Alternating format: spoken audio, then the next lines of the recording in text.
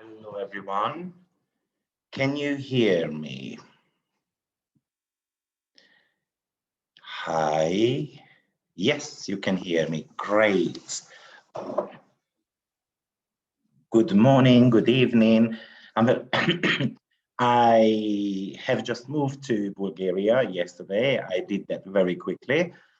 And I'm just a little bit worried that the internet connection is not going to be the greatest. But if you can hear me well, then I'm not too worried anymore. So, because I'm using at the moment mobile net, I had to move very quickly because Hungary decided to close down the doors and the border from tomorrow onwards and for 1.5 months, I guess. So I decided to pack the bags quickly and then move to Bulgaria. So I'm here, but if the internet connection is great, then nothing to worry about. If in case if it breaks or something, then just let me know and then I repeat the sentence, but it should be all right. So we've got a couple of minutes and then you will be able to, yeah, Sveti, go ahead. You are able to, you will be able to see the presentations in a second. Here you go.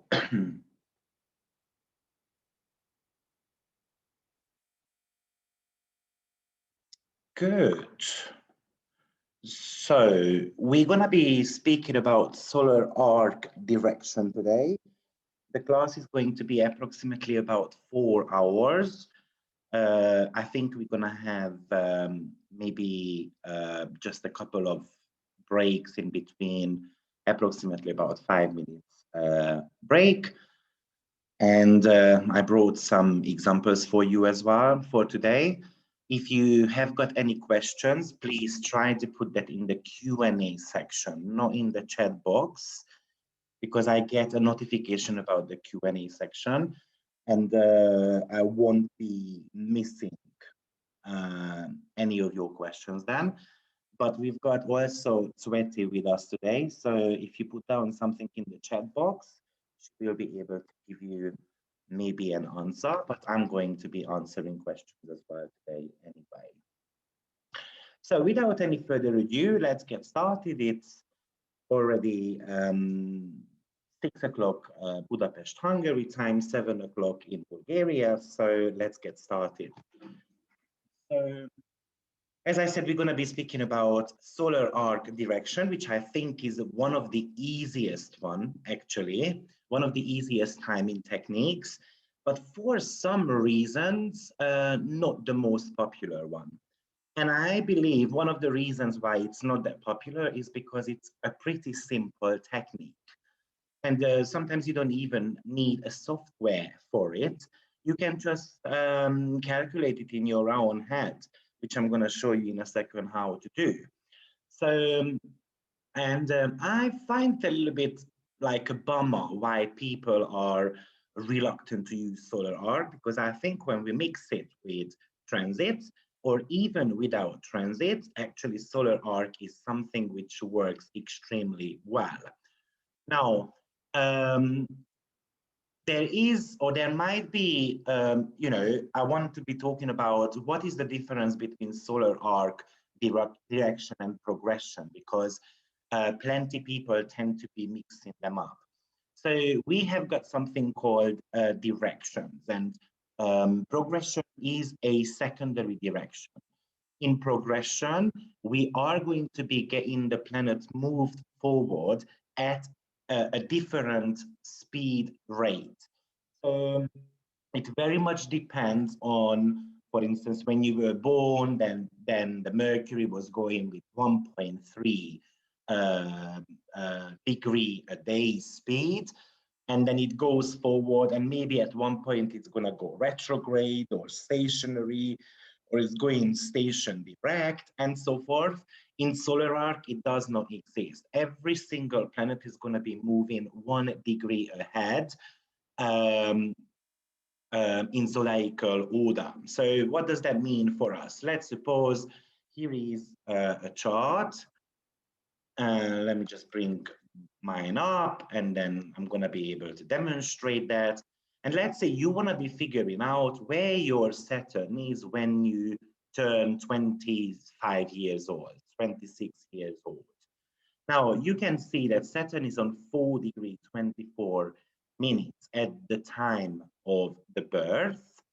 And 25 years later, that Saturn is going to be exactly approximately about 25 degree further, meaning that it's going to be somewhere on 29 degree 24 minutes. And this is true for every single planet. So there is not going to be such thing like, oh, my Mercury is retrograde in my chart. So at one point it's going to be direct, or it's going to stop in the sky. It's a symbolic timing technique, and everyone is moving 1 degree ahead. So let's say I want to be seeing what was happening with Pluto. And we can see that when I'm 6 months old, because Pluto is on 2931, it's going to be changing sign. So remember that each planet goes 1 degree ahead a year. So a year has got 12 months. So if it only moves half a degree, that's going to be approximately about 6 months time. So a degree in astrology has got 60 minutes. So when it moves just half a degree or 30 minutes ahead, then approximately it is 6 months. So a month, a planet is always going to be moving about 5 seconds ahead. So in February, on the 6th, in 1983, my Pluto was on 2931. A month later, that was on 2936. 2 months later, it was 2941, and so forth. So what does that mean for us? So basically, the aspects are not going to be ever changing in solar arc. So let's suppose that I've got a Jupiter-Venus square, for instance, in my chart, right? Because Jupiter is in the sign of Sagittarius, Venus is in the sign of Pisces, one is on 7 degree, the other one is on 9 degree. That's quite a tight square. Now, 30 years later, that's going to be exactly a square as well. Just they are going to be squaring each other from a different sign. So Jupiter is going to be in Capricorn, and Venus is going to be in the sign of Aries. But every single aspect is going to be staying the same. So what I hope that makes sense for everyone. So you can direct by solar arc any point in the chart.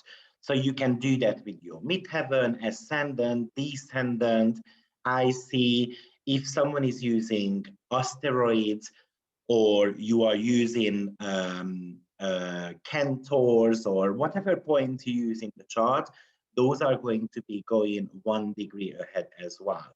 Today, I'm not going to bring examples with asteroids and centaurs because I feel like it would be way too much information. But I might be showing you an example in regards to part of fortune, because part of fortune is going to be moving 1 degree ahead as well every single year. Great. So I hope that makes sense. Now, today, what we're going to be covering in this section is, so what is solar arc? How are we going to be interpreting solar arc? We're going to be speaking about the square family a little bit, just to give you some interpretation tips, how to go about squares, opposition, and conjunctions. Those are going to be the main ones, and I'm going to tell you why we're going to be speaking about that. We're going to be speaking about some of the minor aspects, such as inconjunction and semi-squares. Yes, we do use them in, or I specifically use them in solar arc. So I want to be speaking about that as well. We're going to touch base on midpoints because they are actually quite powerful when it comes to solar arc. We're going to be talking about terms and bounds. So we're going to have some technical bits and bobs to cover today. And then eventually, when we look at examples, I'm going to show you how we can blend solar arc and transit together to see when that event might be taking place. Now, if you need your midpoint chart, then please drop me an email and then I'm going to send you a chart in the next 48 hours because that could be a little bit technical to calculate and it's easy to make a mistake as well with that. And then last but not least, that's going to be part of the lecture. I'm going to be giving you a little bit of my intake on 0 and 29 degrees because they are very pivotal when it comes to solar arc. So without any further ado, let's get started then. So I've already explained a little bit of a difference between solar arc and progression. So what you need to understand is that progression takes into account the speed of your planet when you were born. Solar arc does not do that. In my opinion, secondary progression, that's the official name of secondary progression, by the way. That's what we call as just progression. And solar arc with a different name would be a primary direction. But we just tend to call it as solar arc. Somehow we're going to have to differentiate them. Now, I believe that progression is more about internal changes and solar arc is more about external events, what is kind of causing some significant event in our lives, or maybe it's an emotional turmoil, maybe it's a positive event. By the way, I also wanted to mention that even though I put down the hard aspects there, we're slightly going to be covering the positive ones as well today. But sextile and trine are not necessarily something which always brings you events. I want to put it out there. Sextile and trines are more about opportunities, meaning that if you take them, you take them. If you don't take them, you don't take them. So in many cases, we don't see the sextile and the trine coming our way because we just don't spot the opportunity when it comes. But with squares, opposition, conjunctions, in conjunction, then semi-square, I kind of guarantee that you're going to be able to see the event around you. And I want to mention one more thing, because we're going to be focusing a lot today on square, opposition, conjunction, and all those type of aspects. There is no good or bad aspect here. These are all of them triggering points in the chart. So don't be scared if you, for instance, see a Saturn and the Mars square happening, for instance, in your solar arc. It's not necessarily going to be talking about something bad is going to be happening, but we're going to come in onto that very shortly. So as I said, solar arc, as the name suggests, it is something to do with the sun. Now, the sun is a planet which tends to be going approximately about 1 degree a day. Now, it depends actually on the season, how fast the sun moves. His speed is approximately between 0.57 degree to 101 degree a day. It tends to be a little bit slower between May to August time, and it's going to be only moving 0.57 to 0.58 degree, so not a full degree basically. And between November to February, it is moving between 1 and 101. Now, the rest of the month, it tends to be going approximately about 0.59, which is the sun's average speed. Now, this is the reason why we use the solar arc is called solar arc, because it's very much based on the sun's speed. Don't forget that every single planet somehow supporting the sun, even with squares and oppositions, because the sun is something which is telling you what you need to become in this lifetime. So there are three significant points in your chart. One of them is your rising sign, which I usually describe as a vehicle. So that's going to be telling you the type of vehicle you are driving. So let's suppose that you were born with a 25-degree, no, let's say you were born with a 12-degree Scorpio rising sign. So that 12-degree Scorpio rising sign, what type of vehicle would a Scorpio drive? I'm just wondering, what's your opinion on that? If it was a car, can you just put that down, please, for me in the chat box? What type of vehicle can you imagine? What type of vehicle do you think a Scorpio would be driving?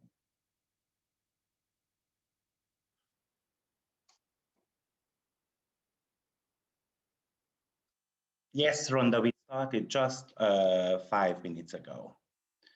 So someone says a black bullet proof, I'm guessing. Yeah, I kind of agree. Or maybe a submarine, I kind of agree as well. How I imagine a Scorpio car is something to do with a tinted glasses one. And probably it's going to be a nice car, don't get me wrong, because Scorpio at the end of the day is the sign of power, but it's still going to be a little bit hidden and secretive. I don't want anyone to be able to look inside, right? And the black bulletproof, I kind of very much like that. But as I said, your Scorpio rising sign this time around was on 12 degrees. So 18 years later, that's going to be a Sagittarius. And the Sagittarius is going to be driving a bigger car though. Or for instance, if you've got a Leo rising sign, that Leo rising sign is going to be, driving, for instance, a glamorous type of car, fancy. I want to be, I want to be, yeah, exactly, a limousine, Jesse says, especially.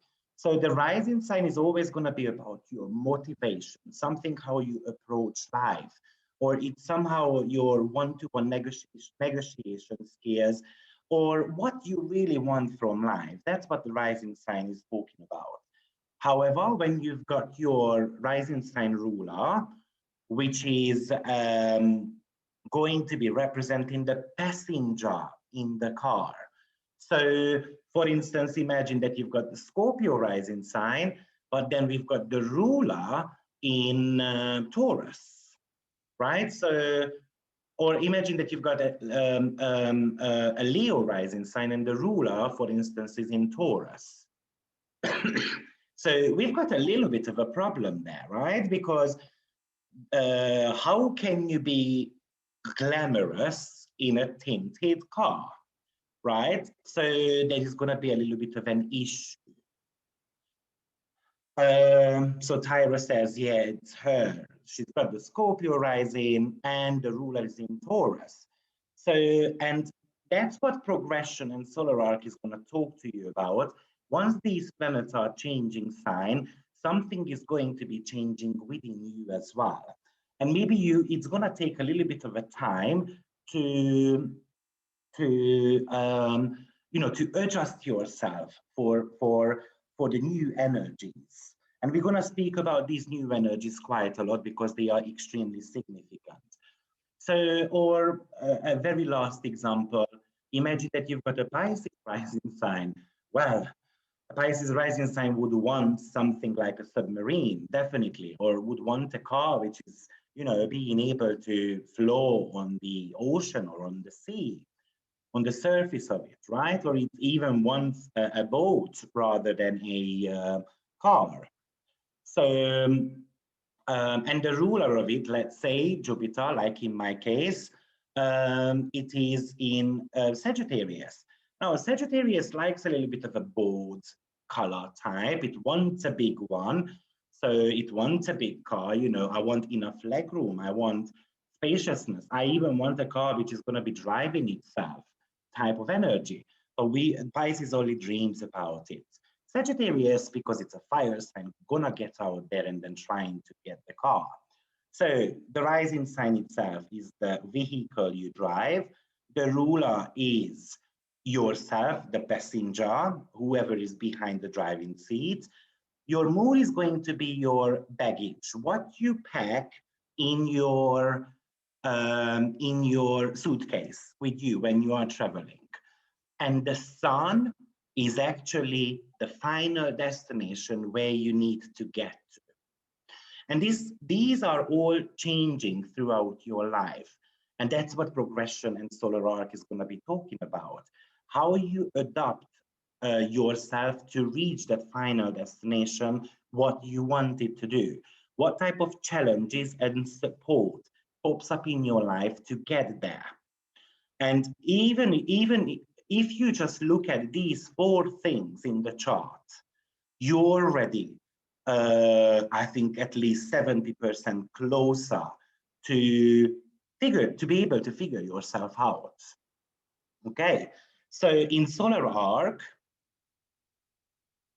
Tyra, did you say how we adapt ourselves to get to the final destination? Yes, that's going to be your sun sign. So the sun sign and the aspects to the sun is always going to be talking about the final destination, our final goal, our heart desire, who we want to become.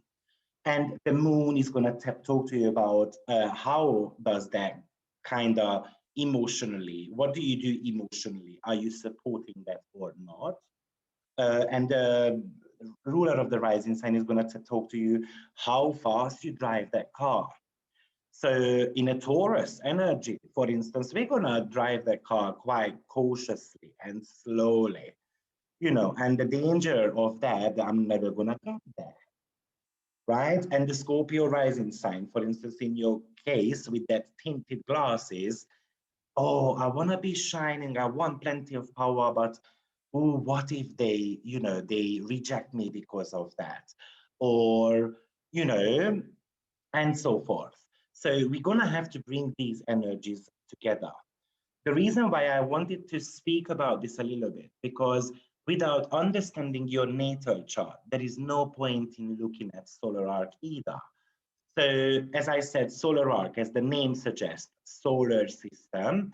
So everything is moving around the sun, basically. So one of the things you're going to have to look at all the time is, are these planets are talking to your natal sun? Are these planets somehow influencing your natal sun? So something to do with, are they having a nice aspect to it? Are they having a challenging aspect? Do they get along with that planet or not?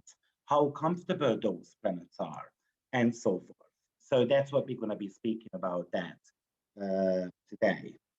So, and solar arc is going to be describing you once in a lifetime event. So think about if you were born with a 4-degree Saturn in Scorpio, that Saturn gonna get back to your original position when you are approximately 360-year-old. So it's kind of never gonna happen.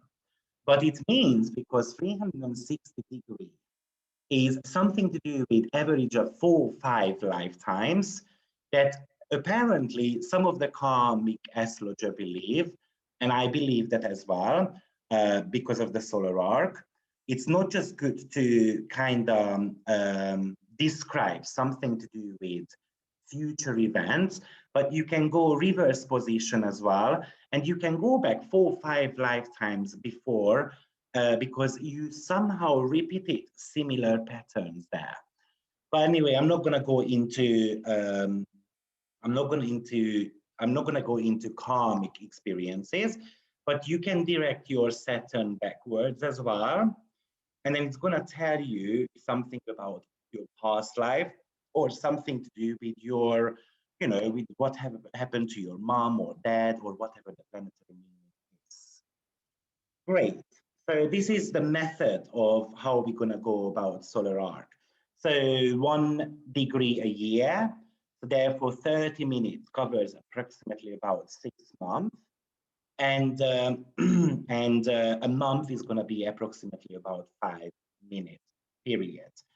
Very strictly, I recommend using only half a degree orb. So what you are looking for when we are talking about solar arc. You want to be looking for when a planet moves forward. So let's stay with that Saturn, for instance. So you want to be seeing when that Saturn is going to be making an aspect to the natal chart. So for the simplicity reasons, at the moment, we're going to be only using square, conjunction, and opposition, and later on, we're going to add the minor aspects to it as well. So who can tell me when that Saturn is going to be hitting the moon? How old am I going to be? Just pop it into the chat box.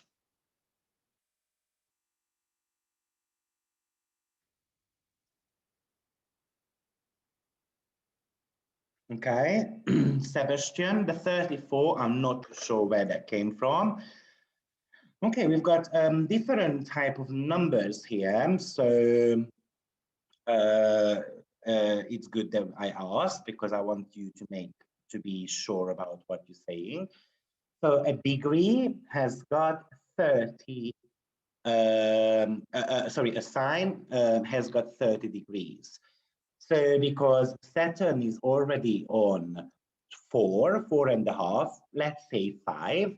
So that's going to be 25 degree while it reaches the 0 degree plus 3, right?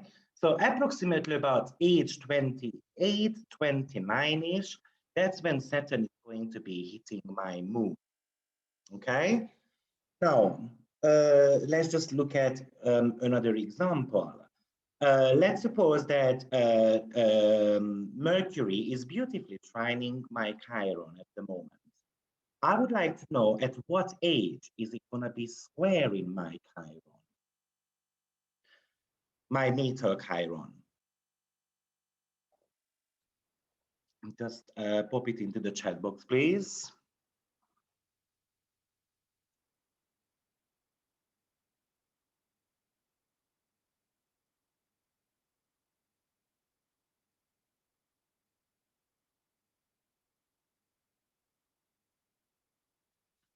Sveti says 30, Rosie says 31, Masha 29.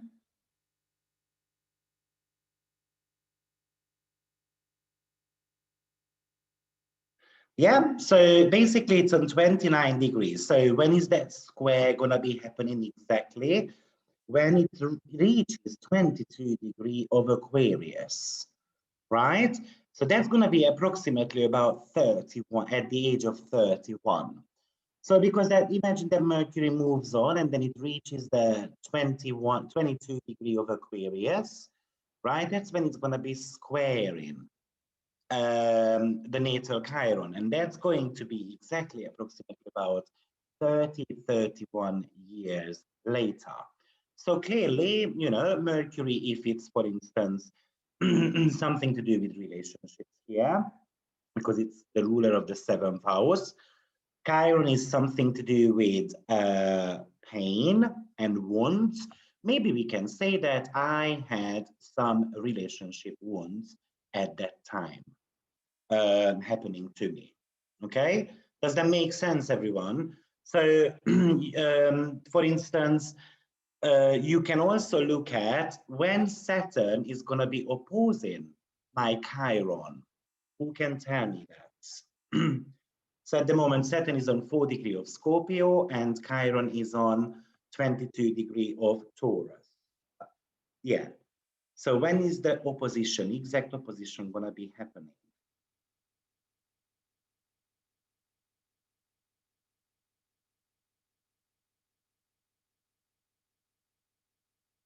18, exactly. So I think you guys are getting now how it's gonna go.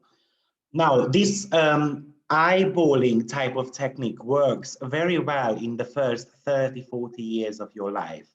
But remember, the sun sometimes moves a little bit slower. Sometimes it's gonna be moving a little bit faster, depending on your natal chart. You can check that from the ephemeris, how fast your sun moves. But as I said, it depends on the month of the year when you were born. So that's why you need a program for it, because when you reach approximately about age 40, it might be already a 1 degree difference. If your sun is moving, let's say with just 0.57 degree speed. So for instance, my sun was moving at the time when I was born with 101. So I had quite a speedy sun at the time of my birth. But remember, then later on, it slows down a little bit. So if you are unsure of how to pull up your solar arc chart, then I recommend going on astro.com, and then you go on the free horoscope section, you go on the extended chart selection, and then you're just gonna be you're just gonna have to fill out your information. One of the reasons why I like solar arc, because you don't necessarily need an exact timing of birth for it, and you can still do predictions, unless you want to be directing your midheaven or the angles of the chart, then you need a very accurate one. But if you are sure that, for instance, you've got a Taurus rising sign and it's not going to be changing, the planetary speeds are not, they are not that fast. So you can still use this timing technique to even predict to people whose timing of birth is not accurate. Maybe with an hour, maybe with even 2 hours. It really depends on the sign. So you go on the chart type, and then I recommend bringing up the natal and the solar arc direction. So let's suppose that, for instance, this is Charlie Sheen's chart. So let's suppose that he's got a Cancer rising sign. So for instance, if he was born 1.5 hours earlier, his rising sign would be still Cancer. So I would still be able to use this timing technique to actually determine very important key stages of his life. Because solar arc is not going to be something which is just going to be talking about, oh, you know, my pen got stolen type of things. That's the transits. Solar arc is the milestones in your chart. Great. So I can see you guys have got some questions. Thank you, Etta. Please drop me the email about these, because I'm going to send the midpoint structure in 48 hours to anyone. And please use only the Q&A section for questions. Hi, Victor, what if planet is in retrograde? So I already covered that at the beginning. Retrograde planet don't count in solar arc. They move 1 degree ahead. Great. So, Etta, you need to drop me an email, because now I can't copy and paste emails from here. Once I sent out the slides and the recording, then please drop me an email back, and then you will be able to, you know, request your date of birth and so forth, and then I'm going to be able to send it to you. Great. So let's move forward. So what we will consider, when we work with solar arc. One of the first things is when a planet is going to be changing sign. So looking at an example again, let's say I want to see when the moon is changing sign, because it's on 343, 3 degree 43, approximately almost 4 degree. At the age of 26, that moon is going to be changing sign. That's somehow going to be a pivotal year for this native. You also want to be looking at when a planet is about to leave a sign, and that's going to be something to do with 29 degree. So when does that planet get onto 29 degree? Such as this moon, because it's on almost 4 degree, 25 years later, it's going to get onto 29 degree. So for some reasons, that's going to be a very pivotal year for the native. When it has got an aspect with one of the angles, especially ascendant midheaven, by conjunction, squares, and oppositions.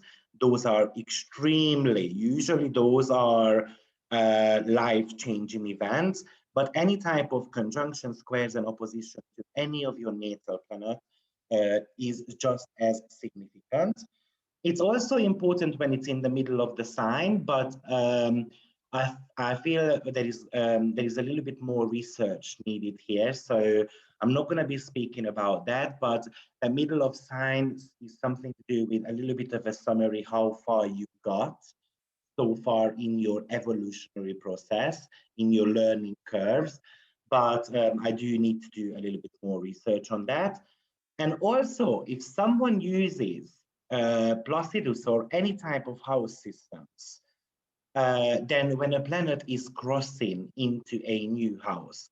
Now, I use whole sign house systems primarily. Secondary, I mix it with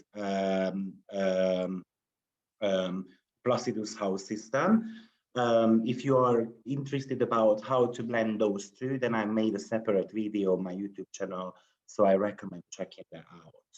So for instance, if I was using Placidus house system, oh, that's Regiomontanus, sorry, I used Regiomontanus for Ferrari, Placidus, and let's suppose I wanna see when that moon is gonna be hitting or going into the 10th house, then I'm gonna be looking at the degree of that house.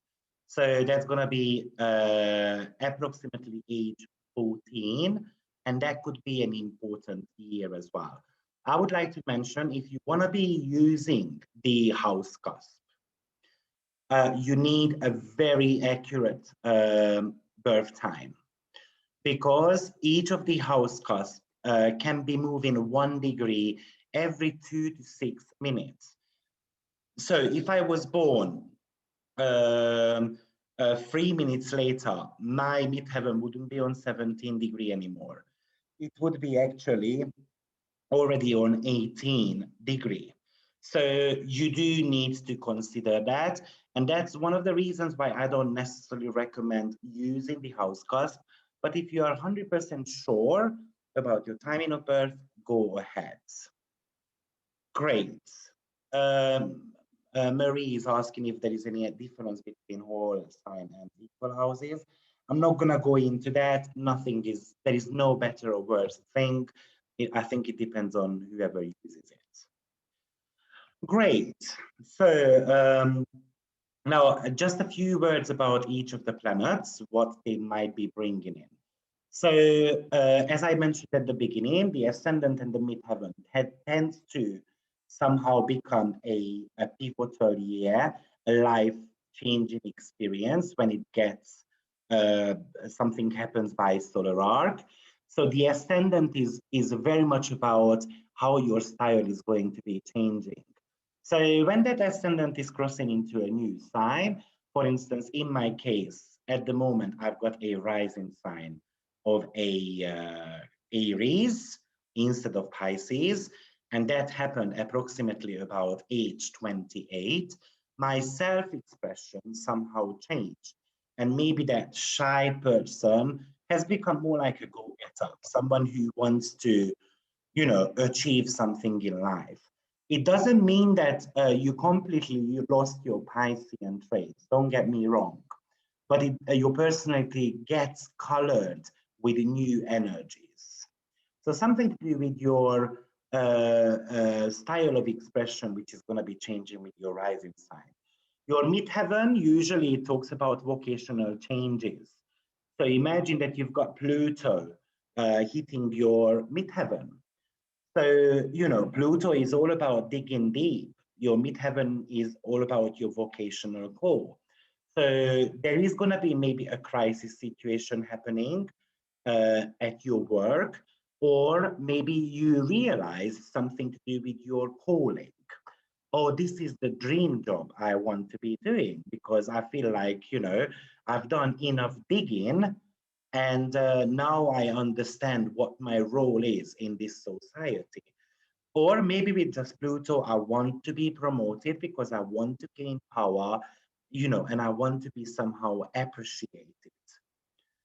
your solar arc sun, that's basically the core self changes. Something to do with your self-image. So your self-image can be changing. Something with your values, your intentions. You're gonna be probably questioning who you are. Am I on the right path and track? And somehow you're going to be a little bit more like a fresh perspective over life. Maybe your confidence level is going to be increasing. Maybe your confidence level is going to be decreasing. But I'm going to come back onto that in a short second. Your moon usually indicates a emotional shift. Your emotional need might be changing. It really depends on the sign. So, and therefore we're going to speak about that in a short while. But you do, let's say your moon is in the sign of Libra and then it's moving into Scorpio.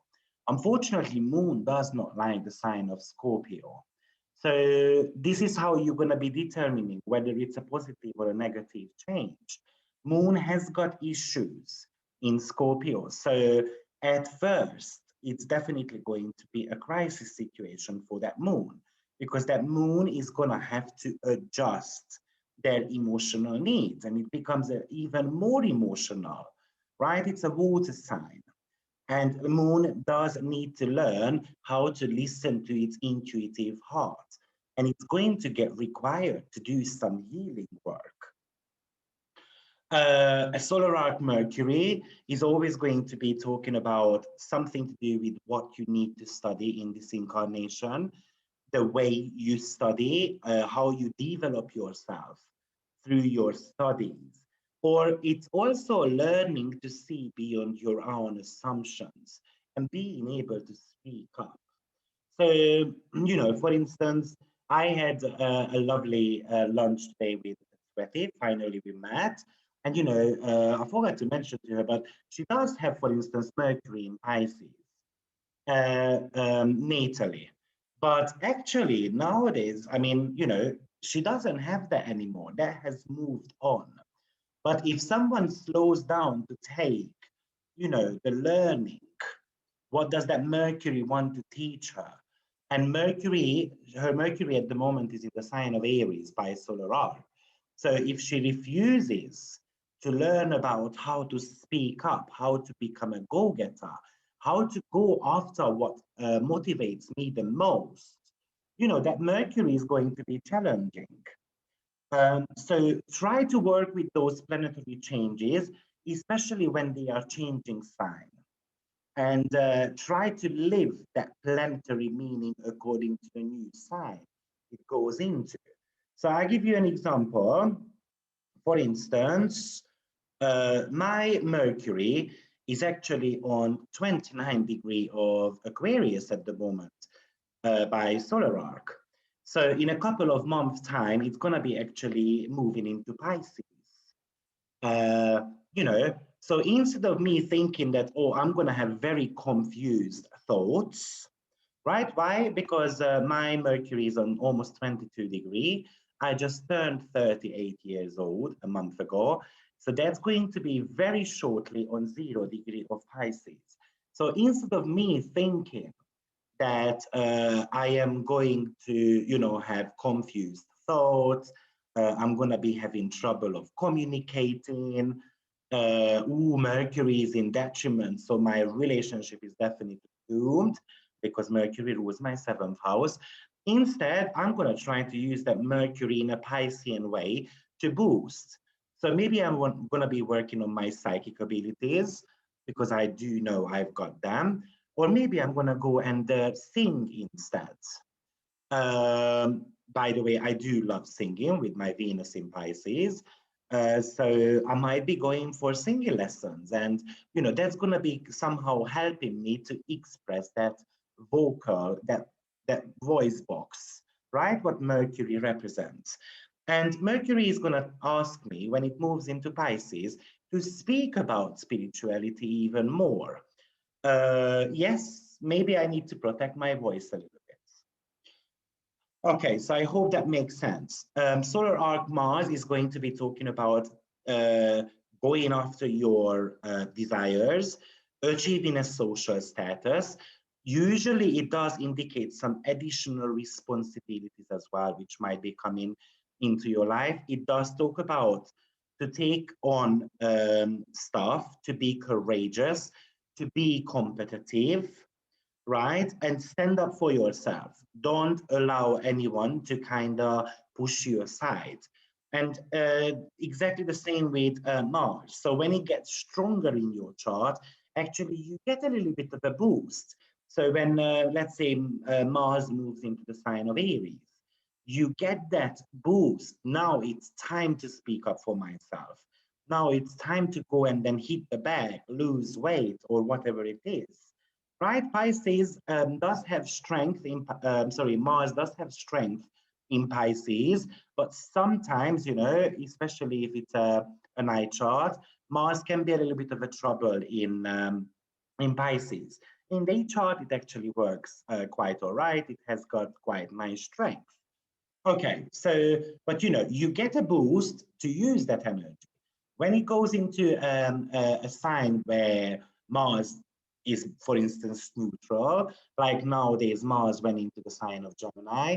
In Mars, Gemini is neutral. So it doesn't mean that nothing is going to be happening to you, but it's going to be more about, you know, just blending with the energy, going with the flow a little bit, and then learning about the sign. Venus is going to be all about developing something in the love and money department, how you cooperate with others, are you able to share?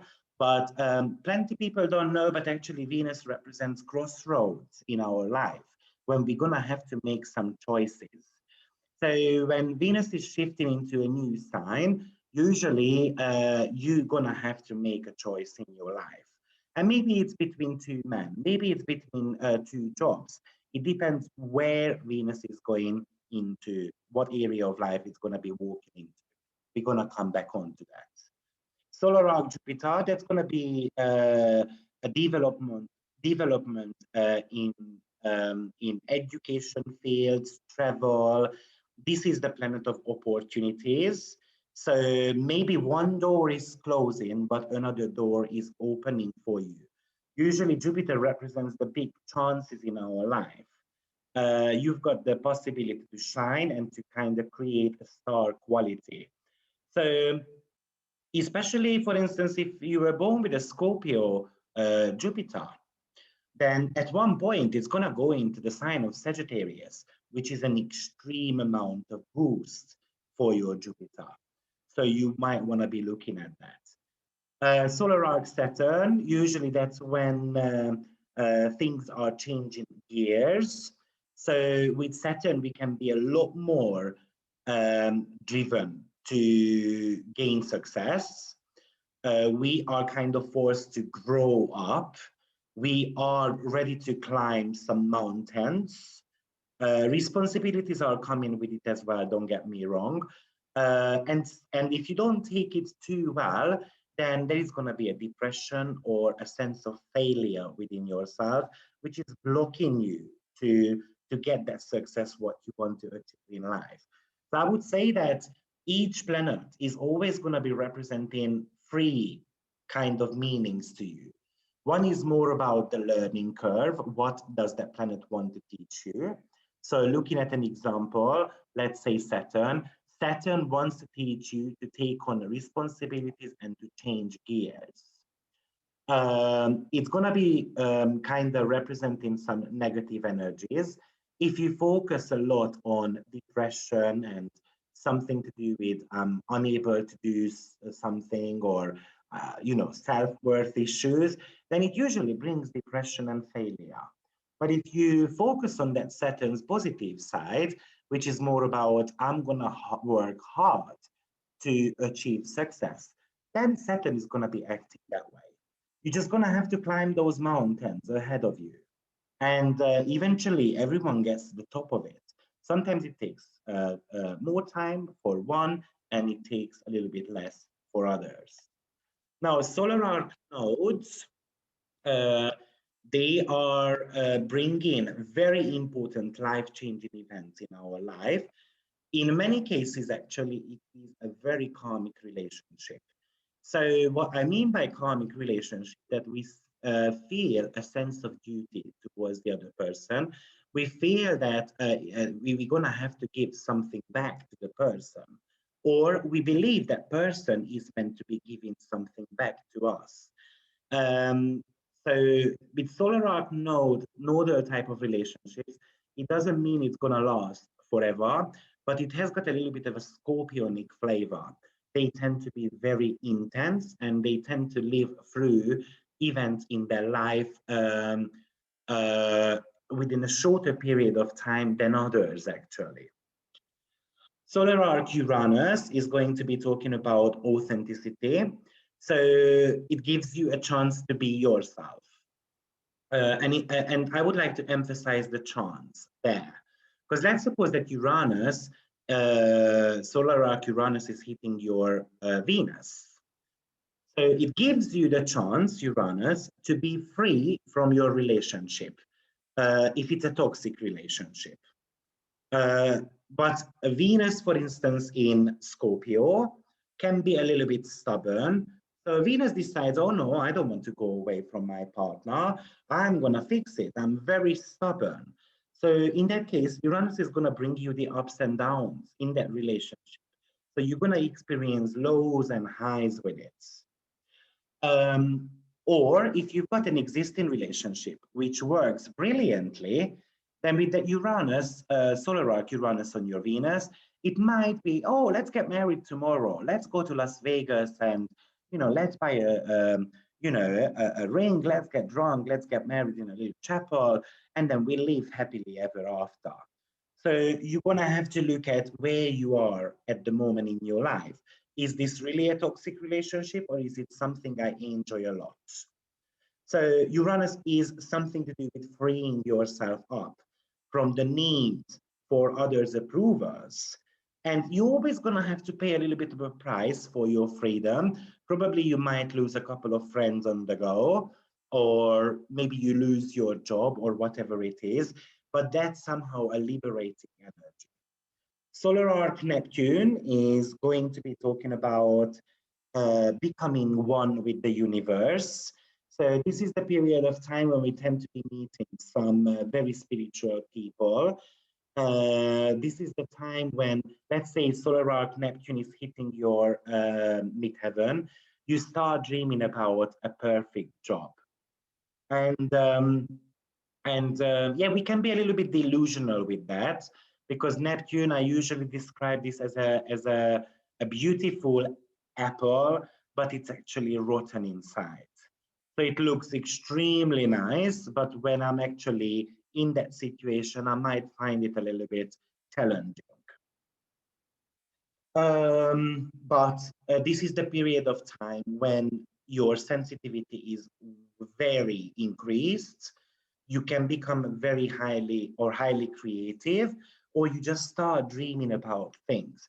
So with solar arc Neptune, you always want to be focusing on getting things done as well at the same time. And last but not least, solar arc Pluto, which is going to be asking you to heal some of your wounds and those stubborn wounds which you don't want to be coming away from. That's, I usually call Pluto as a truth serum planet. So are you going to be facing the truth, or are you going to be sweeping that under the carpet? Yes, with Pluto, drama could be happening, and especially it happens when we don't want to take the power back we had lost at one point in our life. And Pluto is always going to be revealing something which was underneath the surface. Pluto says, bring it onto the surface. Yes, maybe your libido is going to be increasing, but in a negative manifestation, that Pluto can bring humiliation and shame as well. And as I said, I think it really depends on you how you're going to be taking that. So I've seen that you guys had questions coming through. So let's just have a look at those. Sebastian is asking if I use Solar Arc to rectify chart. Oh yes, Solar Arc is fantastic to rectify charts. I give you a secret. I think it's 1,000 times better than progression to rectify a natal chart. How will solar arc Sun, North Node, Mercury, Venus in 12 at end of life translate? We're going to be looking at examples. Without seeing charts, I'm not going to be able to go into specific charts today, unfortunately. Great. Okay, and I've seen stuff is coming through. Let me see if we've got some questions here. Right, definitely, Tyra. We'll sing on my YouTube channel. By the way, my voice is not that bad. Just, yeah. Eva says, I just had mine move into Scorpio. I'm not too sure what moved into there, but Scorpio could be exciting. Great. Okay, so brilliant. Okay, so these are a very short description about solar arc planets. Now, I wanted to speak about, I'm going to reorganize these slides a little bit. I wanted to speak about what happens when, you know, planets are shifting into new energies. So, you know, firstly, we've got 4 elemental you know, energy. So we've got fire, earth, water, and air. Now, some planets prefer some of those and some don't like, right? So, for instance, when it comes to fire signs, maybe the Sun, Jupiter, and Mars pretty much like those fire signs. Venus does pretty well in earth signs, for instance. Or when it comes to um, water signs, Venus also pretty much enjoys them, apart from Scorpio and so forth. So basically, you're going to have to learn a little bit about what happens when each, you know, what's the planet rule, where they are exalted, where they are in detriment and fall. So these 4 elements. So we're going to be looking at just the Sun when it changes sign. You know, imagine that you've got your Sun moving into Earth sign from fire. So fire is a hot and dry energy. Each of these elements are going to be having a quality. Fire is hot and dry. So the hot is all about heating things up. So imagine that you take a soup out of your fridge and then you put it onto, you know, onto your stove, right? And it's going to start boiling. And then eventually what's going to happen if you don't switch it off? It's just gonna come out of your bowel, right? And then the bowl, sorry, no bowel. It's gonna come out from there as well. It's gonna come out of your bowl, right? And then eventually, you know, you're gonna have to clean up the mess. So that's the fire element, right? Imagine that you're boiling your water. Eventually, it's gonna be evaporating, and then it's completely gonna dry up. So that's what your fire element talks about. Another favorite example is something to do with the heat. So when you've got fever, actually the fire, you've got fever within your body, but that radiates outwards. And that's why when you touch someone, you will be able to feel that they are hot because the heat is coming out of, escaping the body. So imagine that the Sun is moving into a earth sign, which is a cold and dry energy. So things, imagine that you dig up something and then you're gonna put it underneath the, you know, the ground, right? It's a lot cooler there. So what happens is when you've got a shift from fire into earth signs, then actually things start slowing down. And it could be slightly bit of a frustration because you were used to speediness. You were, you know, fast, and you were maybe focusing on adventure and self-expression. And Earth sign is going to be focusing on significantly security and something to do with stability. So I want to settle down and those type of things. So, I'll give you an example. Imagine that you were born with a 0 degree Aries rising sign. At the age of 30, you've known this guy for a very long time, and he was a go-getter, he was a womanizer, running after chicks every second of the day. But then age 30, all of a sudden, this person slows down, gets married, having 12 children, and then everyone is shocked that what the heck happened to this guy? He never used to be like that. Maybe there was actually a sun sign change. It went from 0 degree of Aries onto 0 degree of Taurus. And we're going to be experiencing these slowdown energies. At the beginning of the sign change, it's always going to be a little bit frustrating, as I said, because the soul needs time to get used to it. And don't ask me how long it takes. If you have got a Gemini rising sign, you just tell Gemini one day, can you pack your bags, and then we move into Africa tomorrow. Gemini rising will say, oh yeah, sure, let's go. Pretty similar with the Sagittarius rising, or even with Pisces rising. The mutable energies have got that type of energy. But you're telling a Taurus rising, let's move tomorrow to Africa. And Taurus is gonna, oh, Jesus, I can't do that. Right? So it's, how you are calibrated natally is going to be important. So when you move into earth from fire, it's like building your castle on a great foundation. Now, when your sun moves from earth into air sign, so as we said, earth is a cold and dry energy. Now, air sign is actually a wet and hot energy. So you can see that there is nothing in common between earth and air. Cold and dry, now it's wet and hot. So every single element of those are completely different.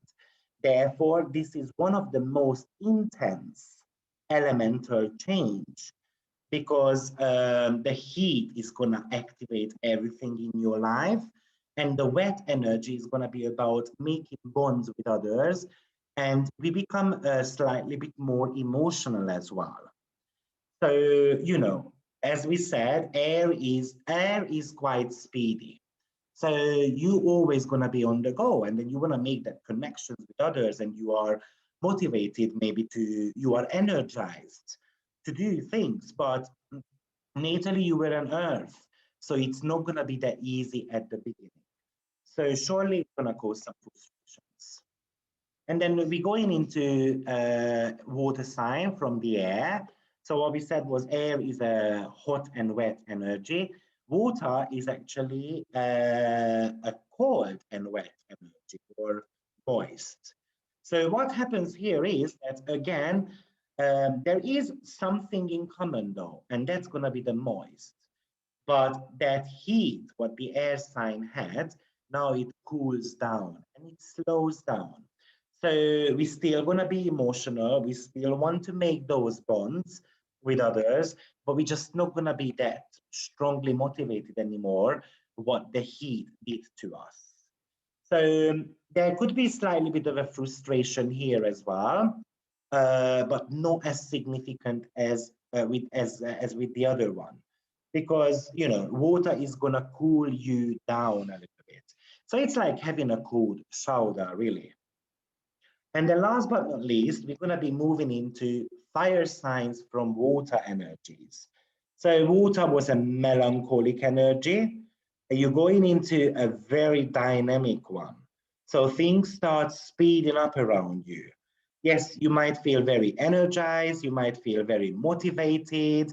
You might want to initiate something new. You might, become passionate about things. But this is also an extremely hard sign change, because there is nothing common between water and fire. So what you want to remember from this, air and fire signs get along very nicely, and water and earth signs get along pretty well. The air and fire are masculine energies. Water and earth signs are feminine energies.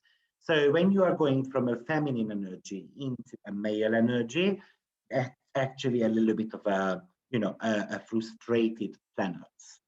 So run through your sun, and then you will be able to see, that evolutionary process what you went through. Okay, so hope it makes sense so far. So let's have a look at a couple of examples. We've already mentioned some, just we want to start interpreting as well. So first of all, before we actually get into that, so we went through the elements. Now you're gonna have to remember a little bit about the planets. When it comes to Sun and Mars, they are hot and dry planets. Venus and Moon are cold and wet planets. Mercury and Saturn are cold and dry. And Jupiter is just a hot and wet energy. Jupiter doesn't have a pair. Now, why is that important for us? Because I try to give you like a general rule how to interpret these energies. So we were speaking about Saturn at the very beginning. And we said that Saturn, approximately around the age of 25, it was changing sign. And then it got onto 29 degree of Scorpio. Now, as I said, Saturn is a cold and dry planet. Scorpio, which is a water sign, and the water was a cold and wet planet. So there is something common going on between them two. Cold and dry, cold and wet, the cold energy is common, just the other two are not really pairing up. Great. So, but when Saturn moves into the sign of Sagittarius, and what is Sagittarius? That's a hot and dry energy. Now, all of a sudden, there is going to be a shift here because from cold, we go into hot. The dryness stays the same. So is it going to be extremely frustrating for Saturn? Not so much. So let me just, because I didn't put that slide, so I'm going to put that down for you here. So Mars and Sun are hot and dry energies. Mercury and Saturn, cold and dry. Venus and Moon, they are cold and wet energies. And last but not least, Jupiter, which is a hot and wet quality. So you want to be thinking about, what is the nature of that planet? We call this as a nature, and what sign it is moving into.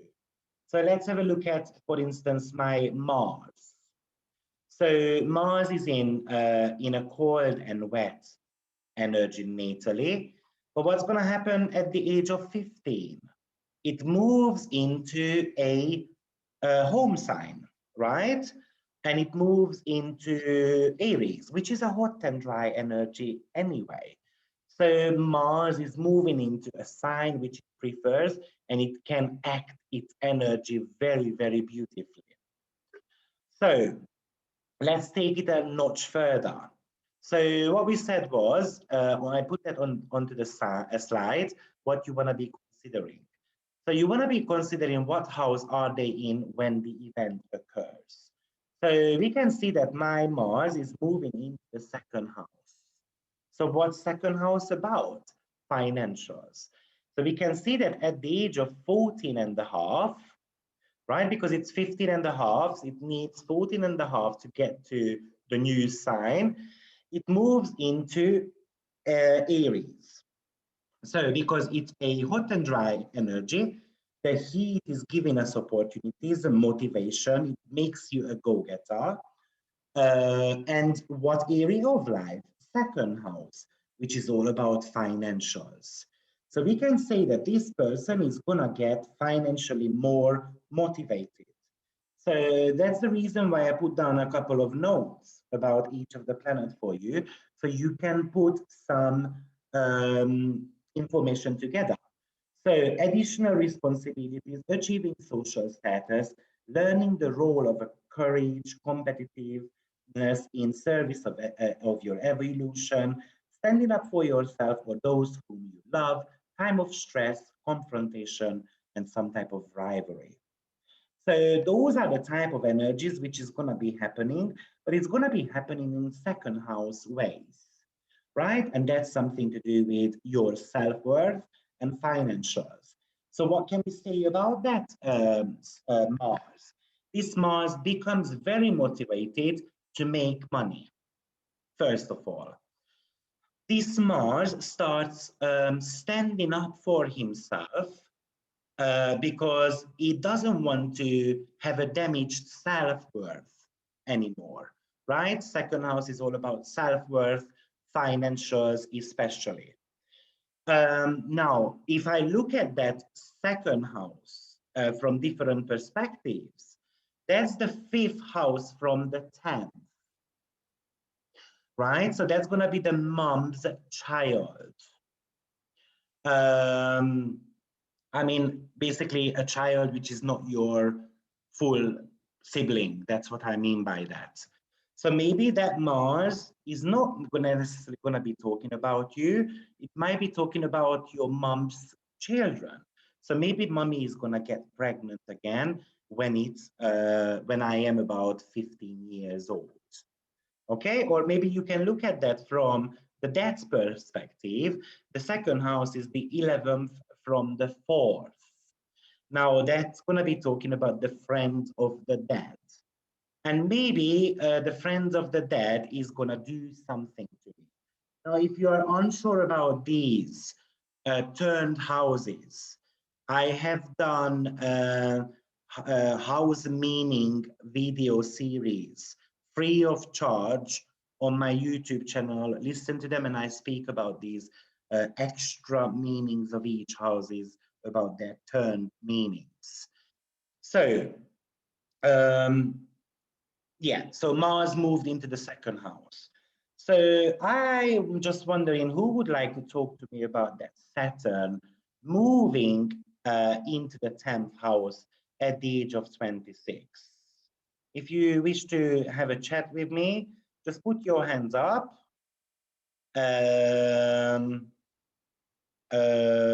Just put your hands up, please, and then we can discuss. Hi, Rhonda. Muting myself. Hello. Hi. I noticed that since you spoke about Saturn moving from water to fire, so I believe that would be part of the describing the energy would be the fire to water. And let's see, we got 9th house to 10th house issues. So I'm just curious, this is kind of what's happening to me right now. I have natally, I have Neptune sitting right at 0 degrees Sag in my chart. And currently the solar arc Uranus is conjunct that Neptune right there on that house cusp. Okay. I'm trying to wrap myself around these energies as well. Okay, so what shall we expect from that Saturn moving into the 10th house? So I would say it would be about 10th house issues. So your status, your career, how you're seen in the world. Is it definitely an issue? Because what we said was that fire sign is a hot and dry energy. Saturn is a cold and dry energy. Is it going to be a significant issue in our life? So yeah, I believe it would change a lot based on that water to fire. Change a lot, but the dryness is still something in common. So it's not going to be something which is going to blow you out of the window. Because the dry energy is still something which is common. Okay. So we look for the commonalities in the temperature and the drier wetness as well. Okay. Exactly. So there is going to be something significant happening. So what we said was, let's just go to our Saturns, changing gears more driven towards success. We grow up a little bit, we climb in mountains, we take in responsibilities on, or we can be depressed and we can fail at something. So my question is it going to be failure and depression, really? When there is something in common between Saturn and Sagittarius? That seems to be mitigating that. So I would Yeah. say it's going to be more of a uplifting transition than a depressing one. Yeah, maybe at the beginning a little bit of a challenge, but because there is something in common, it might not be depression and failure. We're still going to be climbing the mountain. In what area of life? 10th house. Right. Right? What is 10th house about? Our social status, how we are in the world, and maybe even career. Yeah. If that's relevant. Yeah, absolutely. Or maybe 10th house could be the mom, so maybe it's mom related. Oh, right. Sure, So, sure. Thank you very much. Thank you. So basically, because we've got some commonality going on between Saturn and Sagittarius, it might not be about depression and failure. It could be at the beginning, because obviously this Saturn gets heated up. So it's going to be a little bit of a challenge. But then because there is some commonalities, Saturn is going to say, I'm going to climb that mountain. And what area of life? It's going to be happening in the 10th house. Manners. So something to do with social status. I'm going to be changing gears when it comes to things like reaching the top of the mountain. So climbing the hierarchy, hierarchy ladder. That was a time when actually I got promoted after I moved to England when I was 24 years old.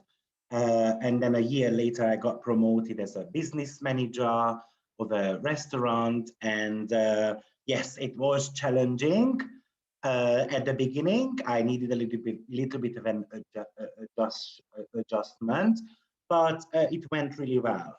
By the way, at the age of 15, that's when I decided I'm never going to be poor. We were quite poor with my family. They couldn't let me go to school because we didn't have money, and they said I have to skip a couple of years and then I can start studying again. And I went to work to make money so that I could go and study and then achieve my dreams. So that's why the money started coming into the picture, because I started earning money. And I decided I'm never going to be poor in my life. I'm always going to be making money. Yeah, and you can see how that Mars worked out. Great. Okay, let's have a look at just one more example. Let's have a look at what happens when, for instance, my moon is going to be shifting into the sign of Capricorn. How is that going to work out for us? So hands up someone if you wish to chat with me. And then after we would like to move on. Brilliant. I like brave people. Hi, Marie Fleur. Hi, Viktor. Hi. Okay, I'll give it a try. So the moon, what type of planet is that again? I forget. The moon is a cold and wet energy. It's a cold and wet. Okay, so and it's going to go from cold and wet to Capricorn, which is an earth sign. And so I also have to figure out the number of years you'll be, but let's do just dry energy. Cold and dry. So so they have in common the cold together, but there still be an adjustment with the type, whether it's dry or wet, but the cold is going to have that in common. So you're going to go, it's at 3, almost 4, and then we go into, so about 27 years or so. And so the moon is, from 3 to 30, it's about 27. And then the moon is about your emotional, your intuitive self. And so your emotional energy is going to change from being a little bit expansive, a little bit exploratory, to more grounded type of emotional energy. Yeah. More practical, and then wanting something that maybe is a little bit more concrete. Maybe you'll find more your sense of emotional security in something that that is measurable, versus before, when you had your sense of emotional security was more in your vision, into dreams and things like that. But now it's more, okay, what's the practical side of things, maybe. Very good interpretation. What area of life is it going to be happening? What house is that moon moving into?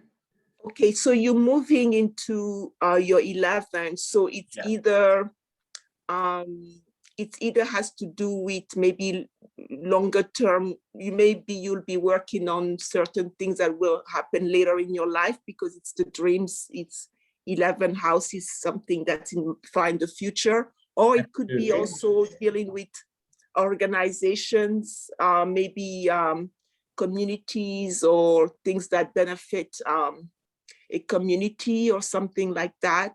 Absolutely. What else is 11? Let's Technology, maybe?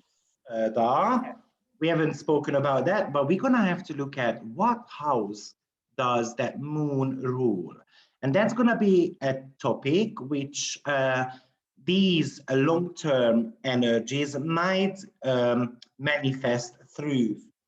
So what does moon rule in this chart? What house? That's going to get also affected. Moon, so I should look for Cancer. So Cancer is the 5th house. And what's 5th house?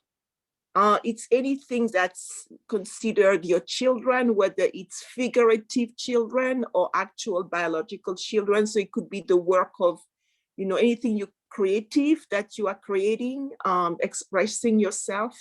Very good. So what you said was that moon moved into the sign of Capricorn, which is more about concrete results and achievements, and something to do with, grounded energy. And that's going to happen through some type of children projects, creative projects, or maybe something to do with, you said, self-expression, right? And yes. how that comes together with your long-term goals. Very good. Yeah. Okay. Yeah. Brilliant. Thank you. Great. 5th house also talks about romance as well, love affairs. So, it could have been very passionate and heated when moon was in Sagittarius. And then all of a sudden, when it changes sign, it cools down a little bit, right? And there could be some challenges in there as well. Yes, this was the period of time when actually I shifted restaurants. They started moving me around. And I got a lot more responsibility in my work. But I also had issues in my relationship at that time. And yes, it was very passionate, very heated. All of a sudden, it kind of got cut off, and then it went like blonde. And then eventually we broke up as well. So then, but this was a relationship at work, just like the moon beautifully shows that. Great. So I hope that makes sense, everyone. How are we going to be going about trying to interpret that? So very firstly, you want to be looking at what type of energy does what type of nature does the planet have? Okay, you got the nature. Is it moving into a similar one or a completely different one? When it's completely different, there is nothing common going on between them two. then it's a little bit of a trouble because there could be some type of depression going on there.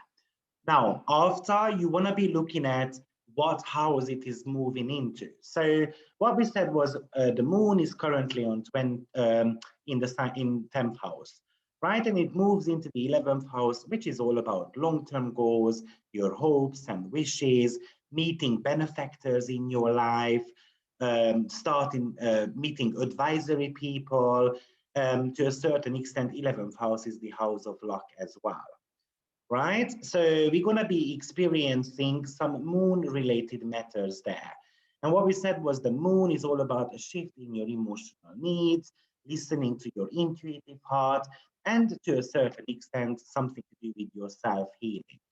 As a next step, also look at what moon rules. And moon rules the 5th house here. So we can experience 5th house matters. From a very passionate moon, we go into quite a cold type of moon. So when it comes to love matters, what could that indicate? Maybe a breakup. It started very passionately. It finishes a little bit with a sour taste, basically, because you got a cold shoulder. The reason, by the way, why I broke up with that partner, because I got cheated on. So that was the reason. And it came as a, a cold shower for me. Okay. Or a very last example, it's not just about the sign changes you want to be looking at, but you also want to be looking at when there is going to be a conjunction happening in your chart. So let's suppose that the sun is going to be hitting my Venus.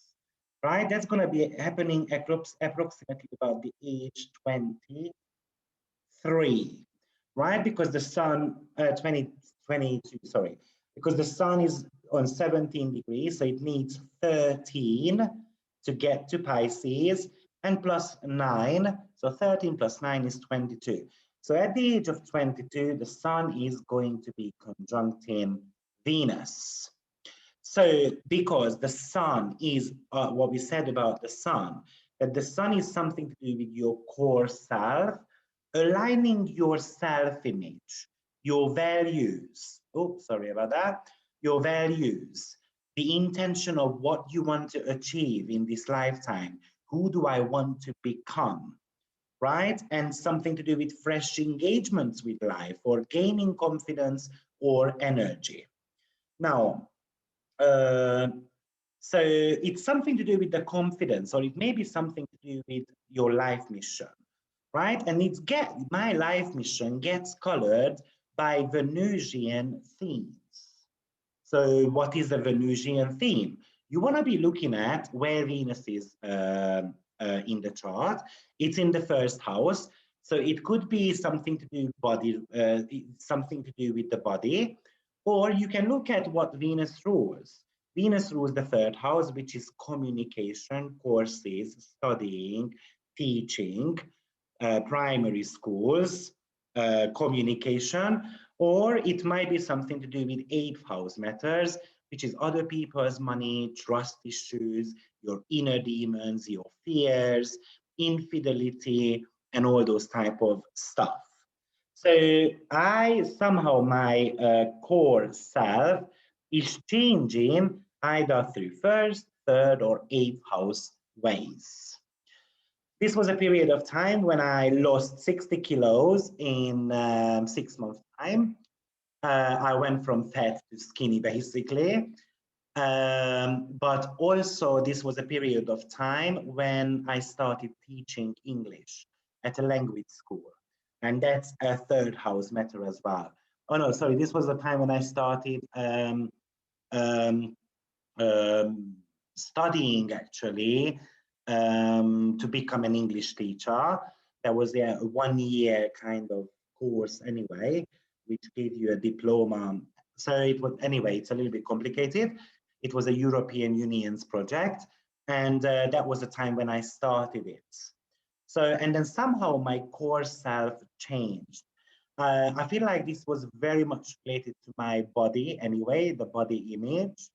Yeah, that Venus kind of had me there quite nicely. Great. Does that make sense, everyone? Do we have any questions?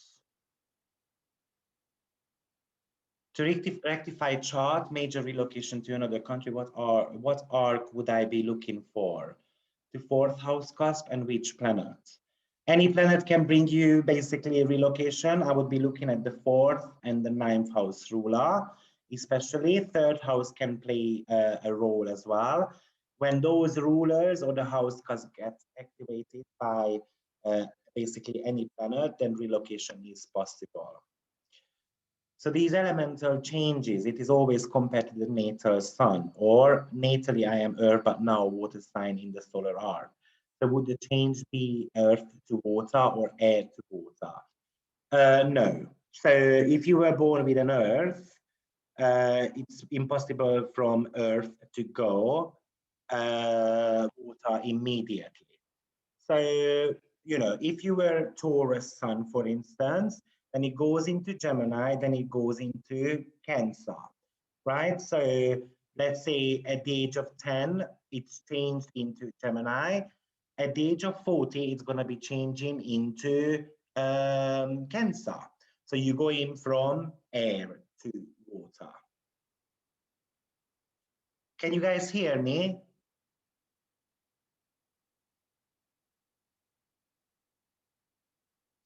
Yes, good. I just saw that someone said they lost sound a little bit. Other characteristics for Pluto, Neptune, and Uranus? There are, according to modern astrologers, but I don't use them. So no, they don't, in my opinion.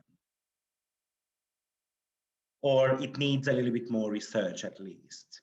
Is there any relevance to the place, location where one is, as in far away from the natal place?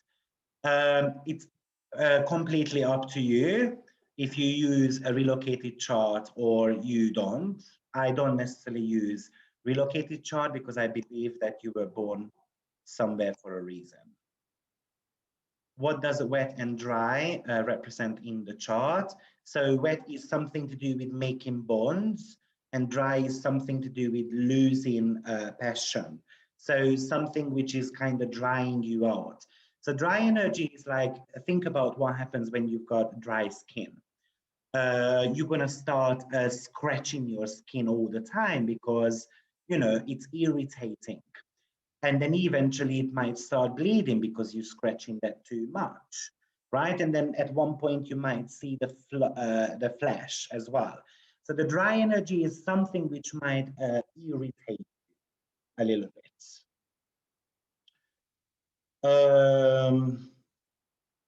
So I am a couple of years of Mercury conjunct midheaven, Aries rising. So I need to look at third and sixth house also.